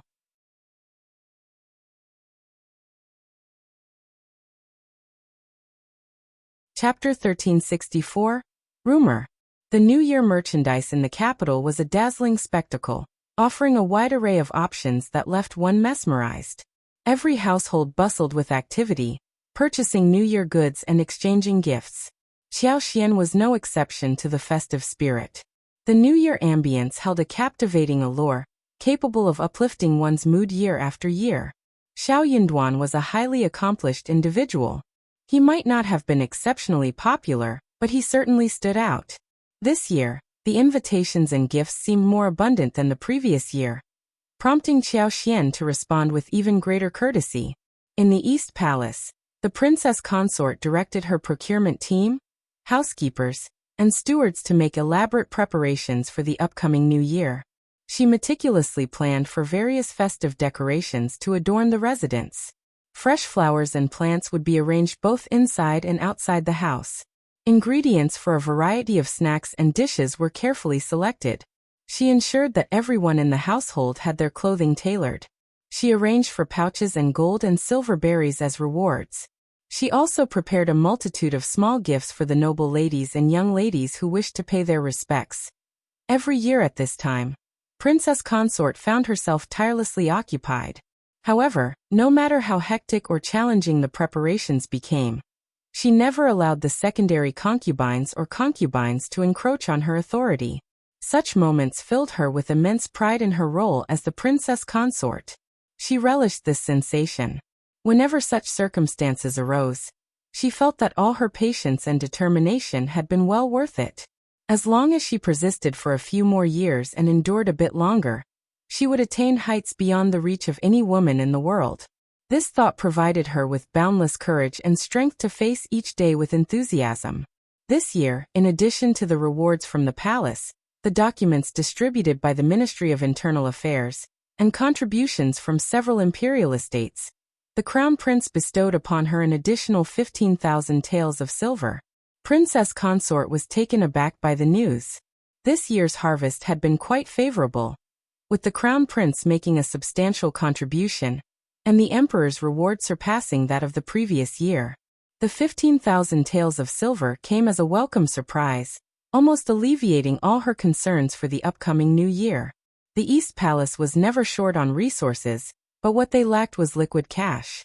Nevertheless, even if their stockpiled supplies were beginning to deteriorate in the warehouse, it was absolutely out of the question for the East Palace to sell them for money, be it openly or covertly. Such a discovery would have dire consequences. Now that she had sufficient funds, Princess Consort felt considerably more at ease. She could finally enjoy a comfortable new year. Unbeknownst to the Princess Consort, rumors had started to circulate among the noble royal families, the elite clans, and the high-ranking officials. There were whispers that the Crown Prince had dipped into the national treasury to ensure a more lavish Lunar New Year celebration. Otherwise, Princess Consort struggled to secure funds for the New Year preparations. A well-known issue in the capital's middle-class circles would have been a source of great distress. Yet, this year, Princess Consort appeared carefree, facing no apparent obstacles. Word had it that Princess Consort had informed her relatives and associates that she had nothing to fret over this year, and they could enjoy a worry-free new year. What did Princess Consort need to worry about anyway? It was merely a matter of finances. She had no cause for concern now. And where did she procure the funds? Naturally, from the Crown Prince. But where did the Crown Prince acquire his wealth? Could it be that the Crown Prince could conjure money out of thin air? Or perhaps he was engaged in some sort of business? Upon hearing these rumors, the Crown Prince and Princess Consort vehemently denied them. If you find any errors, ads pop up, ads redirect, broken links, non-standard content, etc., please let us know. Report so we can fix it as soon as possible.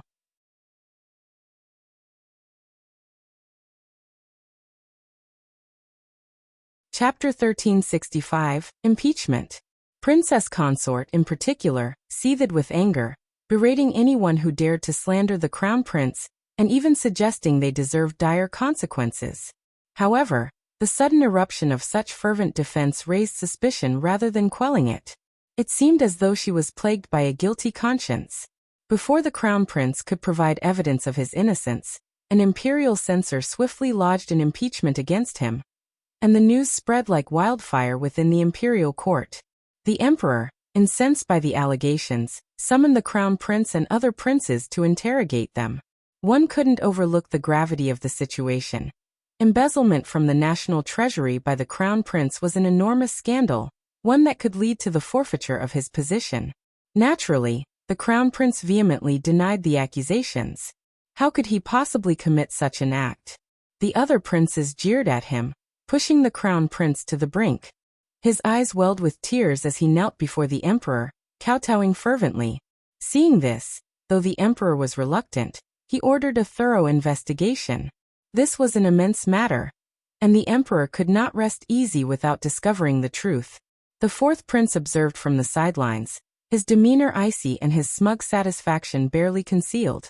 He eagerly anticipated the Crown Prince's downfall. As for the rumors, well, they held a grain of truth. Did the Crown Prince truly believe he could conceal such a clandestine act? If he hadn't been absolutely certain, why would he have allowed the news to circulate and secretly directed the censor to impeach him? Indeed, the Prince of Qingdi was still in the capital, leaving the fourth prince in a dilemma over whether to expose the matter.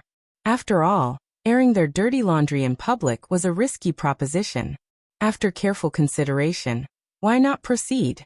The Crown Prince might have had absolute certainty about the presence of the Prince of Qingdi and his associates in the vicinity. With that assurance, no one would dare to voice objections, even if irregularities arose. Considering the undeniable evidence at hand, why not seize this opportunity to file a complaint? The one losing face would be the Crown Prince himself. It wouldn't concern anyone else. Even if their father found out, he would be livid and reprimand the crown prince. Of course, the fourth prince exercised great caution in handling this matter. He had verified multiple times that the crown prince had indeed used funds from the national treasury. A sum of 40,000 taels was not insignificant. If future events unfolded favorably, perhaps when the Prince of Qingdi departed the capital, their father would close ranks and deal with the family matters, ultimately deposing the crown prince. In the current moment, despite the crown prince's kowtowing and declarations of innocence, the fourth prince harbored nothing but disdain. He regarded the crown prince as a liar who had taken a step back to advance. Did the crown prince truly believe he could keep his actions concealed and remain safe? The emperor conducted a thorough investigation, arriving at a swift conclusion. As it turned out, the crown prince had been falsely accused. He hadn't utilized a single tael of silver from the national treasury. Princess Consort had no need to fret over this year's finances, not because the crown prince had secured it through improper means, but rather due to the imperial plantation's bountiful harvest. They had sold a substantial quantity of herbs, food, and livestock. The notion of 40,000 taels of silver was nothing more than baseless rumors. In fact, the crown prince had no such sum at his disposal. The imperial plantation's earnings amounted to a clear 8,000 taels of silver. Furthermore, the emperor had granted an additional 1,000 taels of silver, bringing the total to nearly 10,000 taels of silver. This explained Princess Consort's newfound financial freedom this year. With the crown prince's innocence firmly established, both he and the emperor breathed sighs of relief. Otherwise, the Qin Empire would have been unable to salvage its dignity, and the position of the crown prince would have been entrusted to another.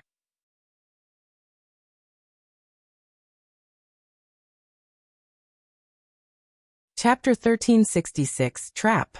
The emperor breathed a sigh of relief and instructed his trusted aide to continue the investigation. Where had this rumor originated from? Why would anyone malign the crown prince in this manner? Who had propagated it? However, the diplomatic delegation from Qingdi had disseminated such rumors while still in Great Qin. Their intentions were evidently malevolent. If they were not harshly punished as a deterrent, what repercussions would follow? The emperor was far from senile and oblivious. Who dared to taunt him in such a manner? It was a clear provocation. The fourth prince, bewildered, infuriated, and anxious, hastened to the palace to confer with honored Princess Mei. In honored Princess Mei's chamber, he unleashed a torrent of furious curses aimed at the crown prince. Honored Princess Mei's countenance grew as cold as ice, her fury palpable. At this juncture, what remained unclear to the mother and son? They had been ensnared. Without a doubt, the orchestrator behind this conspiracy had to be the crown prince himself. He deliberately revealed suspicious elements and intentionally allowed them to uncover evidence. He executed actions that would lead them astray and ensnared them in his trap, step by step. They believed they had covertly unearthed his secrets and held leverage over him without his knowledge. They believed victory was within reach, but it all turned out to be a ruse. It was an illusion he had meticulously crafted to draw them in. The fourth prince seethed with indignation. I never anticipated that the esteemed crown prince would resort to such deplorable tactics. I never expected him to deteriorate to this extent. What happened to the refined and gentlemanly crown prince with impeccable manners? The fourth prince's once favorable opinion of the crown prince shattered into a million pieces. Had this happened to the second or third prince, the fourth prince likely would not have acted rashly or probed any further. However, the crown prince was an exception. How else could it be put? When an inherently honest person resorts to deception, the consequences can be dire. The crown prince seemed intent on orchestrating his downfall. Honored Princess Mei sneered. As I've always said, there's no wolf in this world that doesn't crave meat and blood. He holds the position of crown prince. If he were genuinely gentle, benevolent, and harmless, he wouldn't have been able to maintain his standing. This time, both of us were complacent, and that's why he schemed against us. We can't afford to make such mistakes again. But mother, what if father discovers my involvement? What should I do? The fourth prince harbored a deep fear of his father's methods. He lacked confidence that his father wouldn't uncover the truth. There were likely few things in the capital that could remain concealed from his father's keen awareness. Furthermore, in his excitement, he was prone to making mistakes, which only heightened his anxiety. If it were true, he would have no such concerns. When father scolded the crown prince in his anger, he would likely not delve into further inquiries. But that was not the case. Honored Princess May furrowed her brow. She too lacked confidence. Considering your father's temperament, this matter won't be easily resolved. Find someone for him. As for your father, I'll offer my apologies and confess the truth to him. The fourth prince's eyes widened in astonishment. Confess the truth? Honored Princess May sneered. Even if we don't speak of it, do you believe your father won't discern the truth? We can't afford to take that risk. I know what to say. Your father won't take kindly to hearing about your scandalous liaison. Nevertheless, you must prepare yourself, as a scolding is likely unavoidable.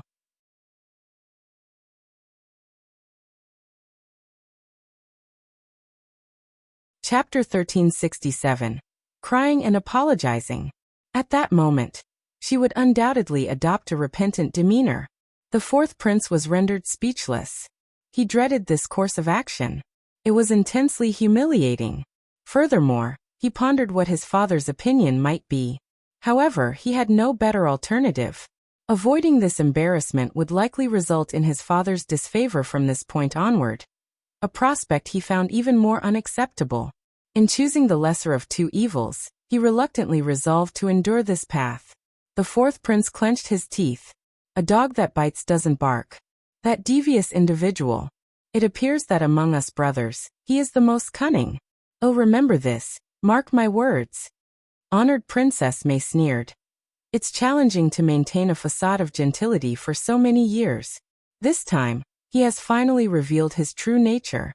Alright, once the mask falls, there's no concealing it. It's not just us. Your second and third brothers will also keep a close watch on him.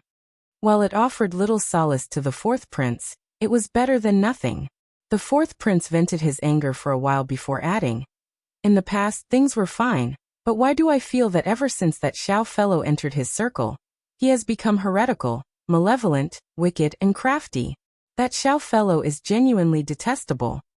He refrained from blaming Qiao Xian directly due to her status, only muttering this sentiment privately. Hearing his words, Honored Princess May felt a mixture of indignation and amusement. Nevertheless, she recognized that her son needed an outlet for his anger, preventing him from falling ill, and ensuring they could welcome the new year in high spirits. In addition to ushering in the old and the new, one had to maintain a cheerful and contented demeanor. Only then could they attract good fortune. Honored Princess May remarked. Xiao Yunduan serves as Princess Shuangfa's wedding envoy, entrusted with escorting the princess to Qingdi for her wedding next spring. It's a lengthy journey, and one can't guarantee that no mishaps will occur along the way. In essence, this meant there would be ample opportunities to enact their plans. The fourth prince felt somewhat relieved and commented, That's too long a wait. I can't hold out that long, so I ought to exact some retribution sooner. Frankly, I simply don't care for Xiao Yunduan, and it would irk me if I didn't teach him a lesson. It appears we'll have to do this the hard way. Honored Princess May harbored a strong aversion to anyone associated with the crown prince, and Xiao Yunduan was far from the only one. However, there was no denying that this particular individual was particularly vexing, consistently stirring up trouble. In that case, proceed cautiously and don't overstep. And don't entangle yourself unnecessarily. The fourth prince huffed. I understand. The mother and son concurred that, before the emperor could identify the mastermind, Honored Princess May would feign tears and confess. Honored Princess May recounted that the fourth prince had been equally astounded when he first heard of the matter from his subordinates. He had intended to report it to the emperor, but the issue was too significant. Lacking concrete evidence, he couldn't broach it lightly. Accusing the crown prince of such a transgression was no trifling matter. As a result, he had instructed his subordinates to conduct a discreet investigation. Unexpectedly, They uncovered that the crown prince had indeed embezzled funds from the treasury and surreptitiously transferred them to the East Palace. Even if the fourth prince possessed the audacity, he wouldn't dare to conceal such a grave matter. Nonetheless, the 12th lunar month had already arrived, with the new year rapidly approaching. Furthermore, the Prince of Qingdi and his entourage were currently in the capital's intermediate ranks. If news of this scandal were to spread, where would the crown prince's reputation be? Where would the royal family's dignity stand?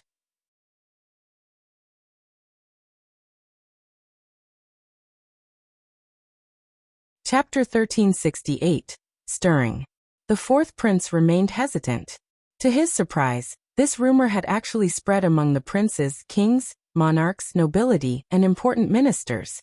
The fourth prince was unshaken by the development, and he dared not voice the allegations personally, as it might seem like he was further maligning the crown prince.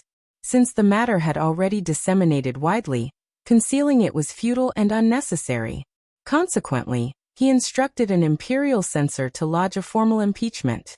He decided to bring the issue into the open, allowing people to see that the laws of the Great Qin Empire were rigorous, even when it came to the punishment of royal transgressors. Unexpectedly, after the emperor conducted a thorough investigation, it transpired that the crown prince had been wronged. He was innocent. "Your Majesty," honored Princess May exclaimed. The fourth prince was truly terrified. He had genuinely received a report from his subordinates, believing that the crown prince had embezzled funds from the national treasury. Therefore, he secretly initiated an investigation. Unclear why the report he received was accurate. This is truly. These officials were extraordinarily audacious to deceive the fourth prince. How did the situation devolve to this point? The fourth prince is so shocked, terrified, and at a loss that he cannot face your Majesty. As his mother, I must summon the courage to clarify matters before your Majesty, so that your Majesty can temper your anger. This child acted too impulsively and erratically this time. I won't intercede on his behalf at all. I only hope your Majesty comprehends the intricacies of the situation. That disobedient son of mine would be content. Your Majesty is sagacious. Please be merciful. The emperor gazed coldly at honored Princess May, who knelt on the ground and wept. He offered no response, maintaining his stern demeanor. Daoist Shangzhen, seated on a futon, holding a Buddhist relic in hand, cleared his throat gently. Your Majesty, remain composed. Anger consumes the liver and damages the internal organs. It does not benefit your cultivation. The emperor closed his eyes, took a deep breath, and endeavored to regain his composure. Upon reopening his eyes, his countenance exhibited a hint of softening. Is that so? Your Majesty, I would never dare to deceive you. Fourth brother is far too meddlesome. This matter concerns the crown prince. He didn't bring it to my attention first, yet he had the audacity to conduct a secret investigation. Quite audacious. Honored Princess May kowtowed, her hairpin faintly clinking as it touched the ground. I beseech your Majesty's forgiveness. The emperor's voice remained cold as he stated. If I don't reprimand him, it would diminish the crown prince's standing. Instruct him to offer an apology to the crown prince and reflect upon his actions in seclusion. Yes, I convey the emperor's gratitude on behalf of the fourth prince. Honored Princess May kowtowed, her eyes moist with tears. Internally, she heaved a sigh of relief. It appeared that the emperor accepted her account. After all, it was not the fourth prince who had orchestrated this personally. It sufficed to offer up a scapegoat to shoulder the blame. However, this approach resulted in the fourth prince receiving a reprimand and punishment from the emperor, significantly diminishing his prestige, and placing him below even the crown prince. Honored Princess May, who had just narrowly escaped crisis, was once again consumed by resentment. The emperor still held great affection for honored Princess May. Observing her on her knees, tears in her eyes, he felt a pang of sympathy. He sighed and uttered, "Am baffled by your involvement in this matter. Rise. I know you are devoted to me. Yes, I am deeply grateful for the emperor's benevolence. My unwavering loyalty to the emperor is evident to all. Due to this, as the mother of the fourth prince, I feel all the more ashamed."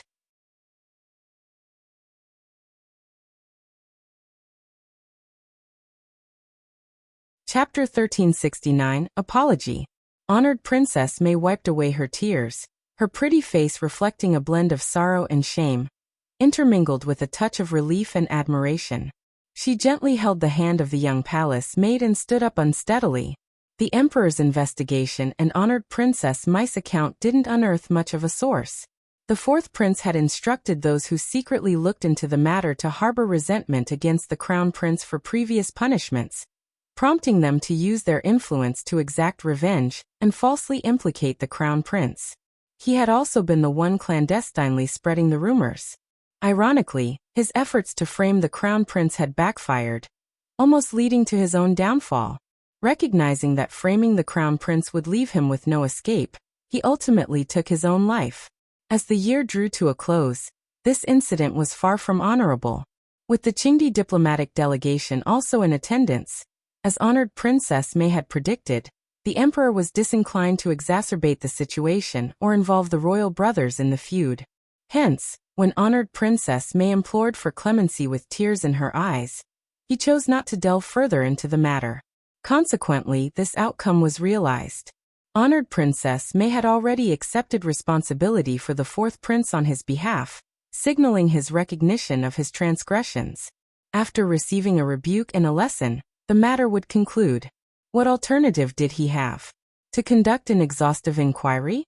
Not only would it unleash a storm, ensnaring numerous individuals and leading to dismissals, but it would also embroil countless families in investigations and penalties.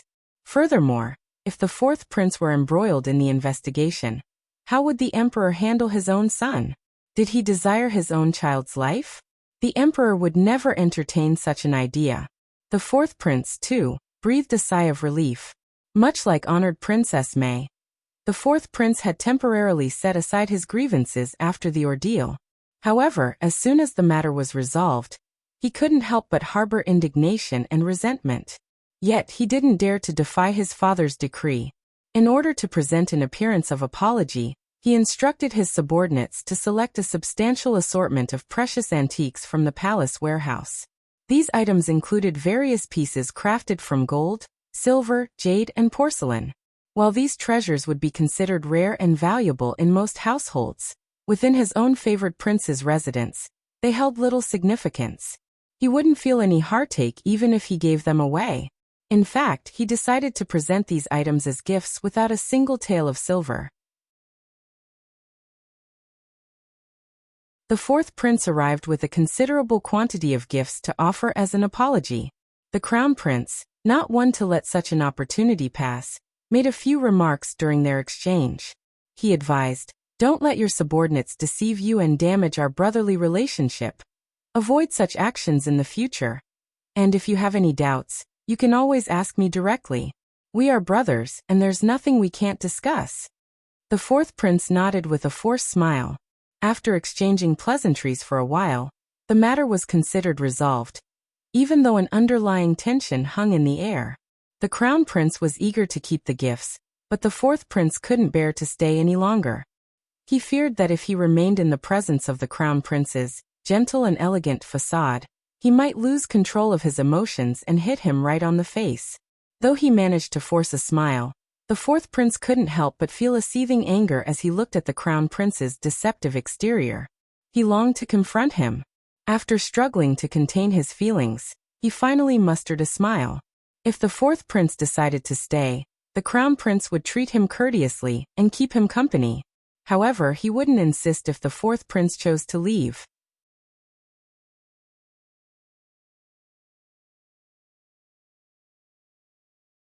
Chapter 1370.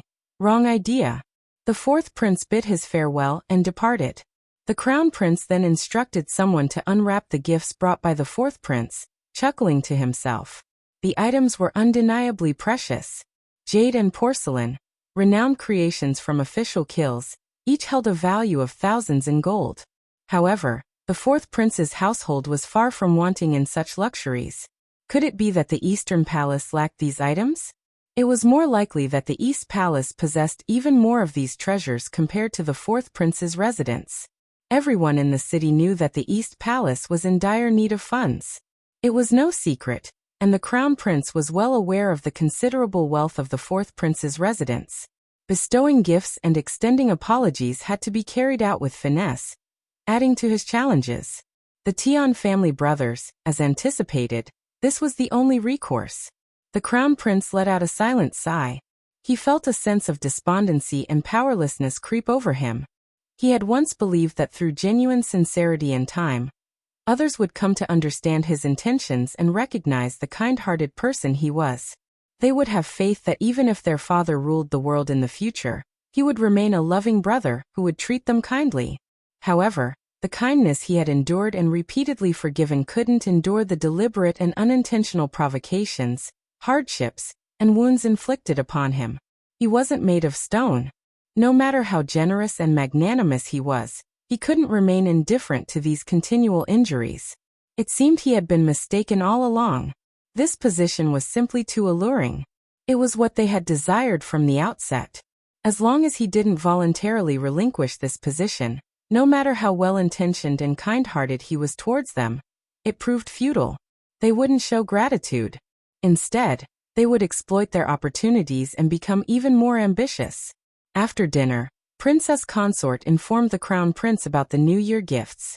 The Crown Prince had endured injustice, and now that he had found redress, the fourth prince's fortunes had taken a downturn. Although this remained a secret, Princess Consort couldn't help but feel a sense of pride. Unwittingly, her chattiness grew, and she engaged the Crown Prince with a smile. However, the Crown Prince appeared distracted and simply remarked, "Princess Consort, you have the authority to decide. You're the one who worries about this every year, so I have no concerns." Her heart warmed at his words, and she nodded with a smile. "Oh, one more thing," the Crown Prince suddenly added. "Officer Qiao has done an exceptional job in managing our affairs. Don't forget to prepare a generous gift for the Qiao family as well." After pondering for a moment, he continued, "Include half of the gifts for Officer Qiao in the intermediate gifts. There's no need to wrap them, just send them directly to him. Keep the other half in storage." Princess Consort was taken aback, but smiled. "Certainly, I understand. Lord Qiao truly deserves such a generous reward for his dedication to the Crown Prince." The Crown Prince nodded with a grin. There were certain matters, like Officer Qiao's loyalty and Ms. Qiao's involvement, that he couldn't openly discuss with Princess Consort. Nevertheless, he was determined not to treat them unfairly. Observing the Crown Prince's good mood, Princess Consort seized the moment to express, "Lord Qiao will be sending Princess Xuanfu off for her wedding next year, and it will likely take him at least half a year for the journey. It's not ideal for him to have no one to look after him. What if I select a gentle, intelligent, and considerate person to accompany him?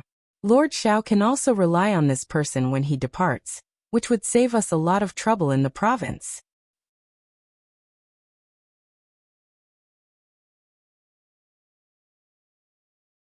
Chapter 1371. Is it wrong? Princess Consort had harbored this desire for a long time, but circumstances hadn't afforded her the opportunity. Strangely, Qiao Xian's rejection of the fourth Princess Consort felt like a thorn lodged in her heart, causing her discomfort.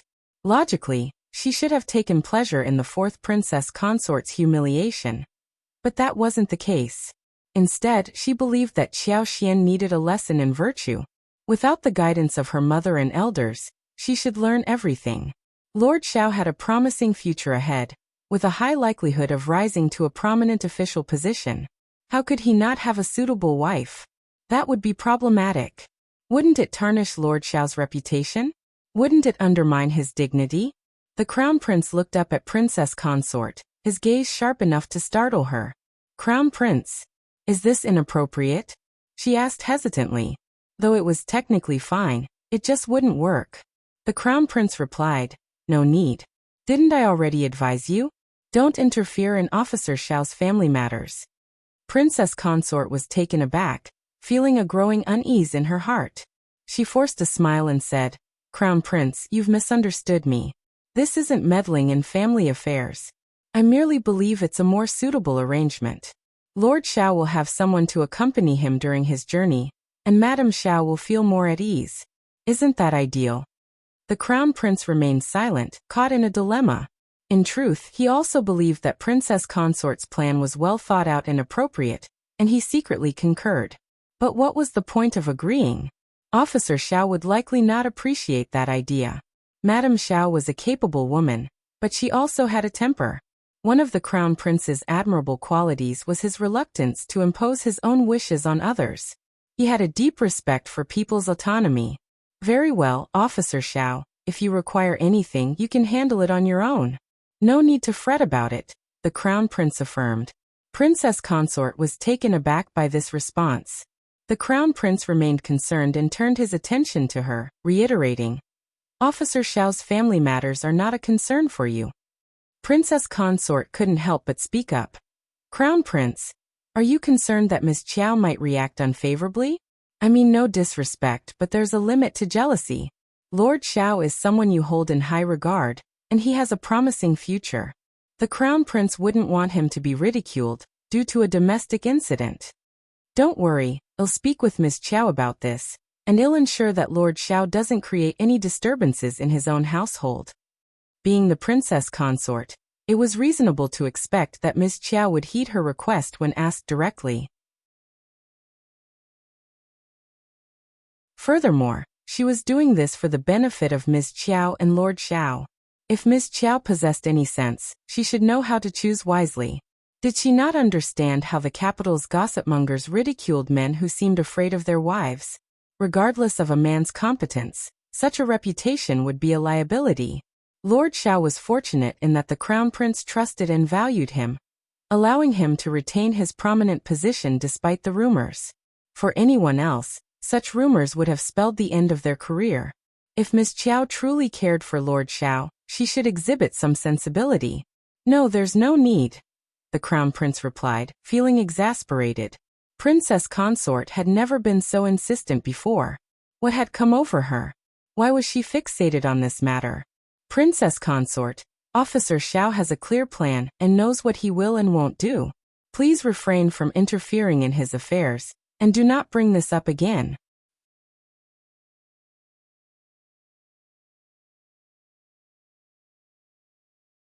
Chapter 1372. Princess Consort did not hear any words. But, Princess Consort, that is the case. Yes, Crown Prince, I understand. As long as you understand. The Crown Prince had no intention of prolonging his stay. After reminding Xiao Yunduan not to forget about the New Year's gift, he returned to his study. Princess Consort breathed a sigh of relief, her hand resting on her chest.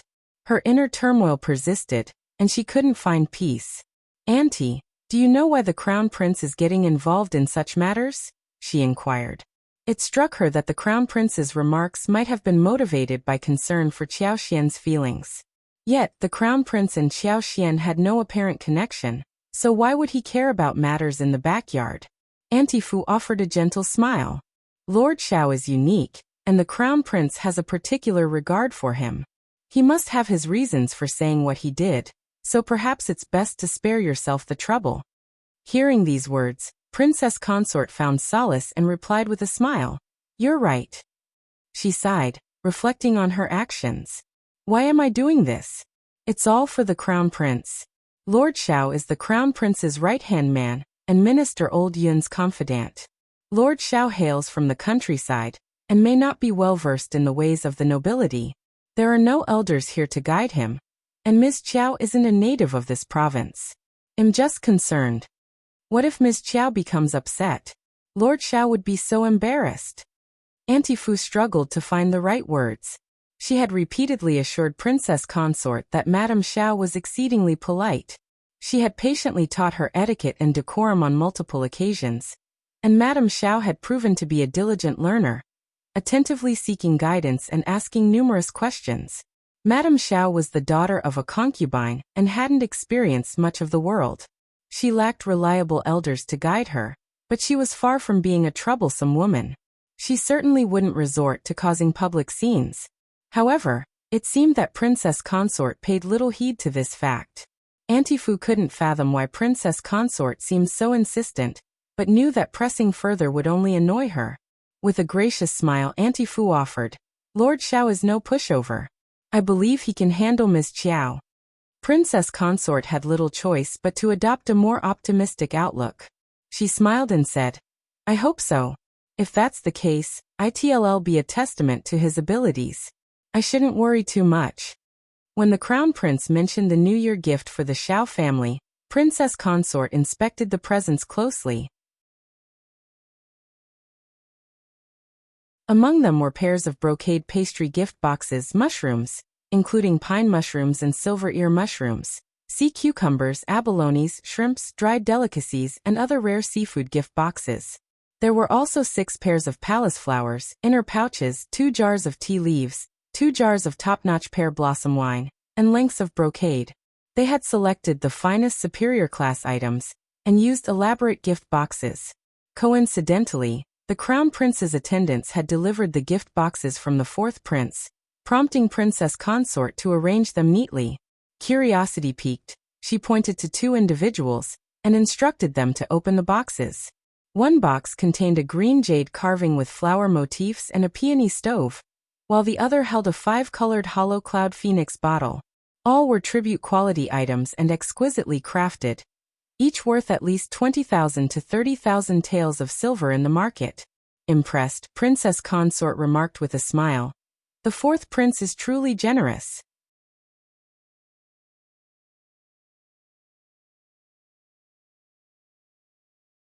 Chapter 1373. Qiao Xian was a little dumbfounded. Princess Consort glanced at the 10 gift boxes and immediately surmised that they must be quite valuable. She didn't need to examine the rest to estimate their worth. A sense of sympathy washed over her. Even if they couldn't be sold, these items were valuable goods that could be stored in the 500 meters warehouse and used for future rewards. While Lord Qiao was undoubtedly the Crown Prince's trusted confidant, was it really necessary to bestow such lavish gifts all at once? This gift alone was worth at least 100,000 taels of silver. Princess Consort couldn't quite comprehend why the Crown Prince held Lord Qiao in such high regard. Lord Qiao was an admirable man, but it seemed the Crown Prince had exceptionally high expectations of him. Pack them up and send them over tomorrow, Princess Consort sighed, not wanting to dwell on it any longer. She felt increasingly stifled after this revelation. Given the Crown Prince's instructions, she couldn't secretly retain the gifts. That was out of the question. The following day, the generous New Year gift was dispatched to the Qiao residence. Xiao Yunduan was absent, leaving Qiao Xian somewhat bewildered. Although they couldn't ascertain the contents of the gift boxes, judging by their size and origin from the East Palace, they were undoubtedly valuable. It wouldn't be appropriate to inquire if the East Palace had mistakenly sent such an extravagant gift. Qiao Xian graciously thanked them while discreetly instructing Li Xia to increase the amount in the red envelopes given to the young eunuch and Auntie Liang. Once Auntie Liang returned to the East Palace, she reported everything to Princess Consort. After a moment's thought, she added with a smile, Madame Qiao is remarkably generous. She gave me a 50-tael silver tip, and the eunuchs accompanying her each received 20 taels of silver. Originally, if the master did not ask about such a small matter, as a servant, the servant did not have to report it. But Qiao Xian had given her too much this time, so Auntie Liang thought that it was better to say something. 50 taels? Today, even the coachman was accompanied by 3 eunuchs, totaling 60 taels, making it a grand sum of 110 taels. This was indeed a substantial amount. It was worth noting that even on the Crown Prince's birthday, rewards given to his subordinates typically amounted to only 10 taels. Both Princess Consort and Auntie Fu were taken aback by the generosity of the gift. Princess Consort let out a scoff. If it's meant as a reward, then let them keep it. Auntie Liang, with a nod of agreement and a smile, departed. Princess Consort remarked, Madame Qiao is exceedingly generous. She doesn't seem to be concerned about spending Lord Qiao's money. Princess Consort had expected more from Qiao Xian. In her view, Miss Qiao was not adept at managing a household. She was merely inflating her importance at Lord Qiao's expense. Even with the Qiao family's considerable wealth, Lord Qiao wouldn't be able to indulge her even if he possessed thousands of family assets. Auntie Fu hesitated for a moment before gently explaining, I've heard that the Qiao family has been making a considerable profit from selling strawberries, so they might have some extra resources to spare. Moreover, Auntie Liang and the others were sent by the East Palace, so Madame Qiao is showing her respect for the Crown Prince and you. Princess Consort responded. We ought to make good use of the funds. Lord Qiao has many social obligations at the court, and as valuable as those strawberries might be, their selling price can only go so high. But you're right, at least she's showing some consideration. Auntie Fu smiled and ceased her defense of Qiao Xian. Princess Consort may not have known the exact amount the Qiao family earned from their strawberry garden, but she had her sources. 2 taels of silver for a plate of these exclusive fruits. It was rumored that they sold dozens of caddies to the tea houses every day. In just 1 month, they had likely earned a substantial sum.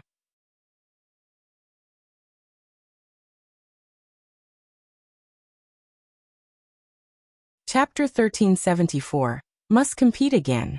Qiao Xian was taken aback when she laid eyes on the gifts.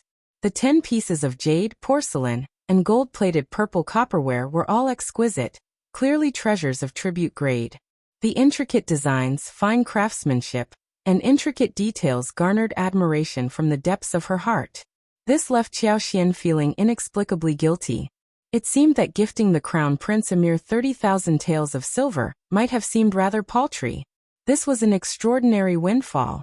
Even if she wasn't an expert in valuing such items, it was evident that the combined value of these 10 items far exceeded 30,000 taels.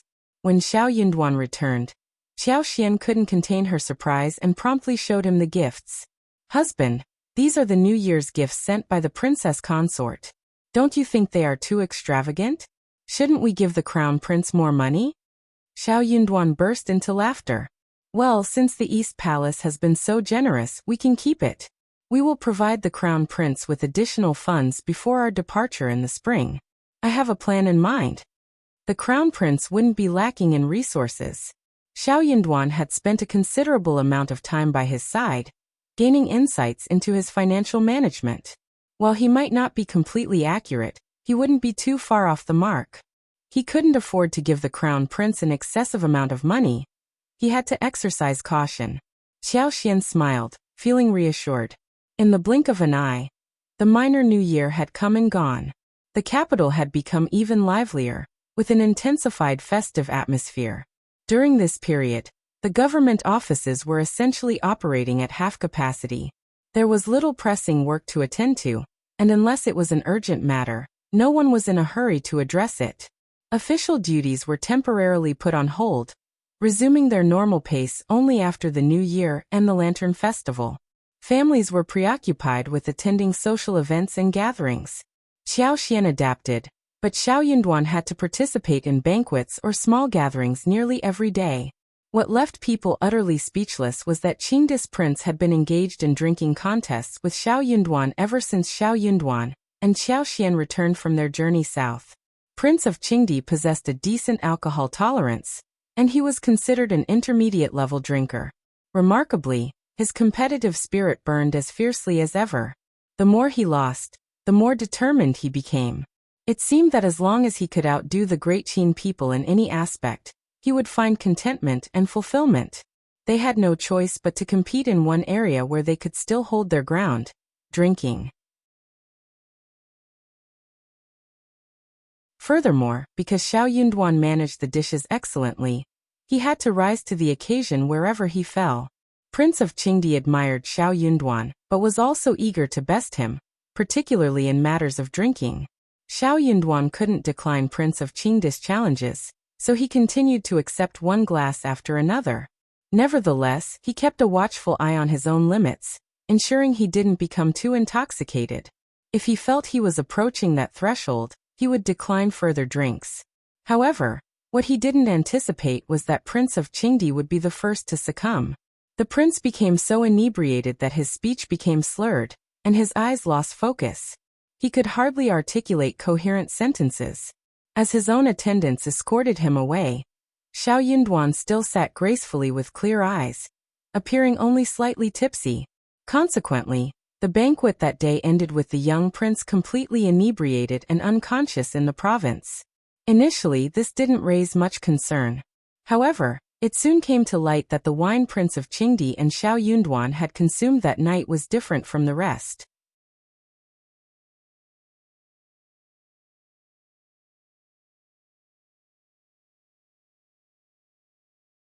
Chapter 1375.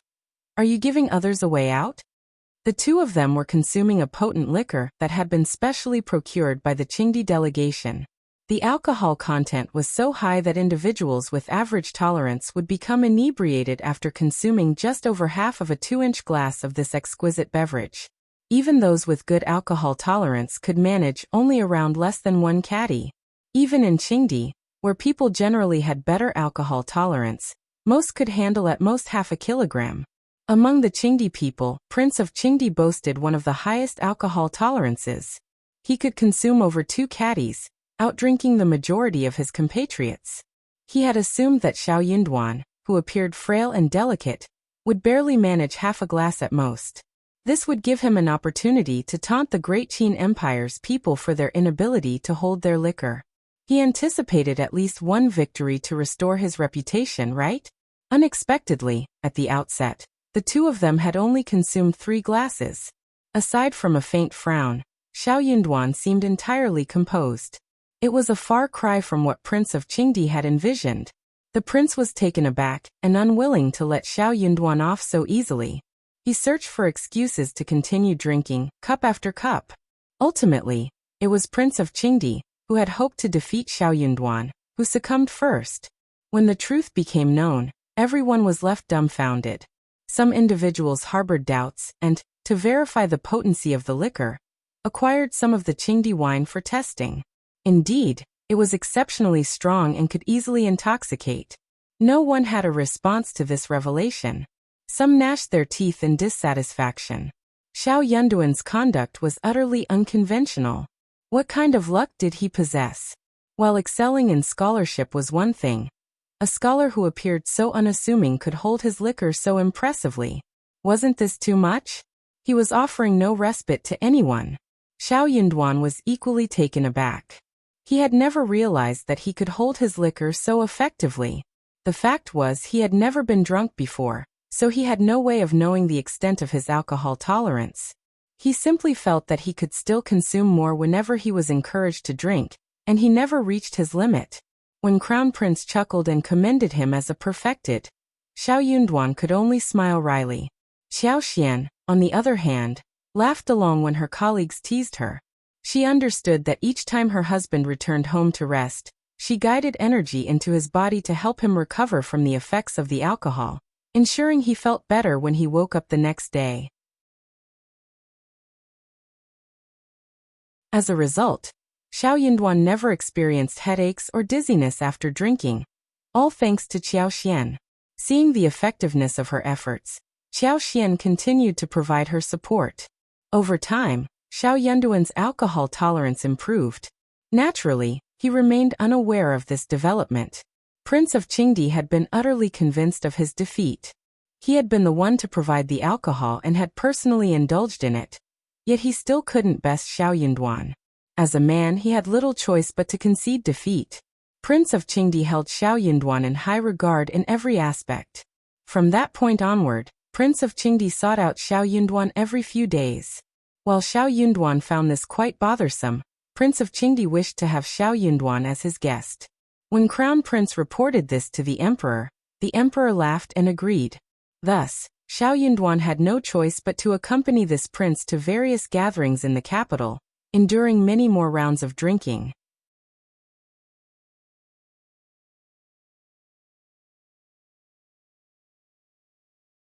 Chapter 1376, Liu Yan. The advantageous aspect of this was that people became increasingly wary of offending Xiao Yunduan. Prince of Qingdi, for his part, was quite interesting. He even attempted to pay a visit to Xiao Yunduan, but Xiao Yunduan firmly declined the offer. Are you serious? After all, Prince of Qingdi held a sensitive position as the Prince of Qingdi, and was a confidant of the Crown Prince. Accompanying the Prince of Qingdi to the capital for official business was one thing, but allowing him into his home as a guest involved a personal relationship. Becoming personal friends with a prince? What intentions did he have, and what were the crown prince's plans? Xiao Yunduan, naturally, would not entangle himself in such matters that could potentially give others an opportunity to exploit and create issues. Moreover, if Prince of Qingdi were to visit as a guest, Xiao Yunduan's wife would have to cook for him. Xiao Yunduan couldn't bear the thought of that.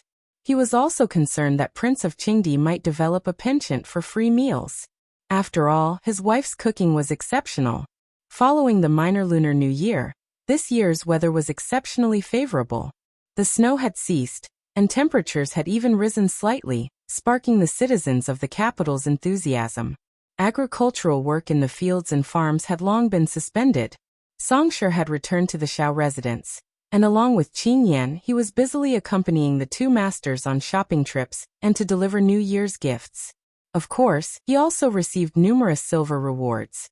On the 27th day of the 12th lunar month, with all offices closed, Xiao Yunduan had some free time and stayed home with Qiao Xian. They took advantage of the pleasant weather to venture out of the city and inspect their farm. However, upon their return home, as Xiao Yunduan assisted Qiao Xian out of the wagon, a timid voice called out from behind them. "Second miss, second master." Both Qiao Xian and Xiao Yunduan were taken aback. It had been a long time since they had heard these titles, so they momentarily spaced out. Qiao Xian felt that the voice sounded familiar, but she couldn't immediately place it. Turning around, they saw a maidservant wearing a coarse, faded cotton robe. She trembled as she stood not far away, her face pale, and her hair somewhat disheveled. She appeared apprehensive, perhaps due to the cold weather. The maidservant mustered her courage and approached, then knelt down to kowtow. "Second miss, I'm Liu Yan." "Second miss, do you still remember me?" "It's you." Recognition lit up in Qiao Xian's eyes. "What are you doing here?" Xiao Yunduan frowned, casting a sharp glance at Liu Yan. The Qiao family had tried to exert control over them through their seniority, but they couldn't gain the upper hand. Qiao Hongxi had even lost his official position and left the capital alone. A series of family troubles had befallen Qiao Wei and Qiao Ko. Third lady of the Qiao family was filled with anger and resentment, but she was powerless to change anything. The other two branches of the Qiao family had become more cautious and dared not entertain any ulterior motives, knowing that their actions could potentially jeopardize old Master Qiao's position. As Xiao Yunduan gained prominence, the first and second branches of the Qiao family regretted their actions. In their frustration, they directed their anger towards the third branch of the family, causing difficulties for the third master and third lady of the Qiao family. The third section of the Qiao family was enduring a difficult period. Third Old Master Qiao had long regretted his decision. If he had known the outcome, he might have remained a local official. What had led him to expend so much effort and resources to return to the capital? But none of this had any direct bearing on Qiao Xian and Xiao Yunduan. When the Qiao family had faded from their lives, they had simply moved on.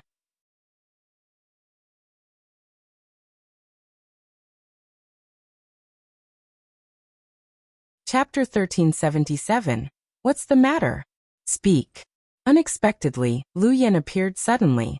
Sensing Qiao Xian's somber mood, Liu Yan hastily spoke up. "Second miss, I've come with urgent news. I assure you, it's of utmost importance, and I wouldn't deceive you." Qiao Xian exchanged a glance with Xiao Yunduan. Xiao Yunduan harbored no fear of the Qiao family, but he understood the delicate political game they were part of. The Qiao family could be a valuable pawn, and he had to tread carefully. With Liu Yan's presence, it seemed prudent to at least hear her out, even if belief remained a separate issue. "This isn't the appropriate place for discussion. Let her inside," Qiao Xian said. "Come in," Qiao Xian nodded, addressing Liu Yan. "Yes, second Mississippi." "Thank you, second young master." Liu Yan responded gratefully, bowing again before following them into the courtyard. As Liu Yan entered the courtyard, her eyes wandered, taking in the surroundings. Though not expansive, the space was immaculately maintained. Sweet osmanthus, pomegranate, and magnolia trees flourished, while meticulously pruned flowers and shrubs added to the charm. One could envision the courtyard's vibrant beauty in the spring. The small yard exuded a warmth and tranquility that the otherwise lifeless Qiao family lacked. Liu Yan couldn't help but steal glances at the second miss and her husband as they walked hand in hand. The pair stood tall and slender, exuding relaxed elegance. They donned cloaks in subtle rose-red and navy-green hues, crafted from exquisite brocade. Hidden within were delicate floral patterns, a testament to understated refinement. Their deerskin boots were finely made, devoid of any traces of their humble past. Liu Yan found herself lost in thought, silently lamenting how drastically things had changed. The old master, his wife, the elder miss, and all the mansion's servants, herself included, could never have imagined that such a short time had brought about such monumental transformations. The old master and his wife were now in dire straits, having fallen into a wretched state. The elder miss, once so proud of her marriage, now faced its ruin and the prospect of staying at home indefinitely, struggling to find a suitable match.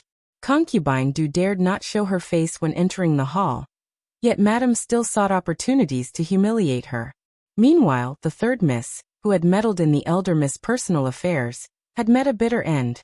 She had humiliated herself and was relegated to being a mere concubine in the household, with people believing she'd remain there until her demise. In stark contrast, the second miss and the second young master, initially disregarded by Madame and the elder miss, had ascended to affluence and prominence. Inside the house, a Kong bed provided warmth throughout the day, and a large covered charcoal basin burned on the floor, offering a soothing ambience that relaxed their stiff bodies upon entering. Liu Yan couldn't help but release an involuntary sigh and finally shifted her stiffened feet. Qiao Xian and Xiao Yunduan proceeded to the bedroom to change their attire. Li Xia glanced at Liu Yan but noticed her hesitation and remained silent. After changing, the two returned to the brick bed, where Li Qiao promptly served hot tea. Qiao Xian beckoned Liu Yan closer. "What's the matter? Speak up." Xiao Yunduan shot him a pointed look, causing Liu Yan to shudder involuntarily.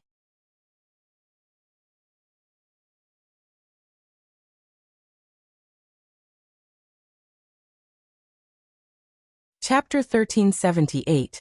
Another vicious scheme. Liu Yan quickly knelt down again. "Second miss. Call me Madame Qiao." Qiao Xian interrupted her. She was no longer the second miss of the Qiao family. Yes, Madame Qiao. I deserve to die. I have not changed." Liu Yan changed her words in fear and trepidation, her face turning pale. As a maid of the Qiao family, she understood how deep the conflict between Qiao Xian and the Qiao family was, and how much Qiao Xian had been bullied and humiliated by her wife and elder miss when she was still in the intermediate room. She was really muddle-headed. Why did she call her second miss? Seeing her reaction, Qiao Xian did not know what to say.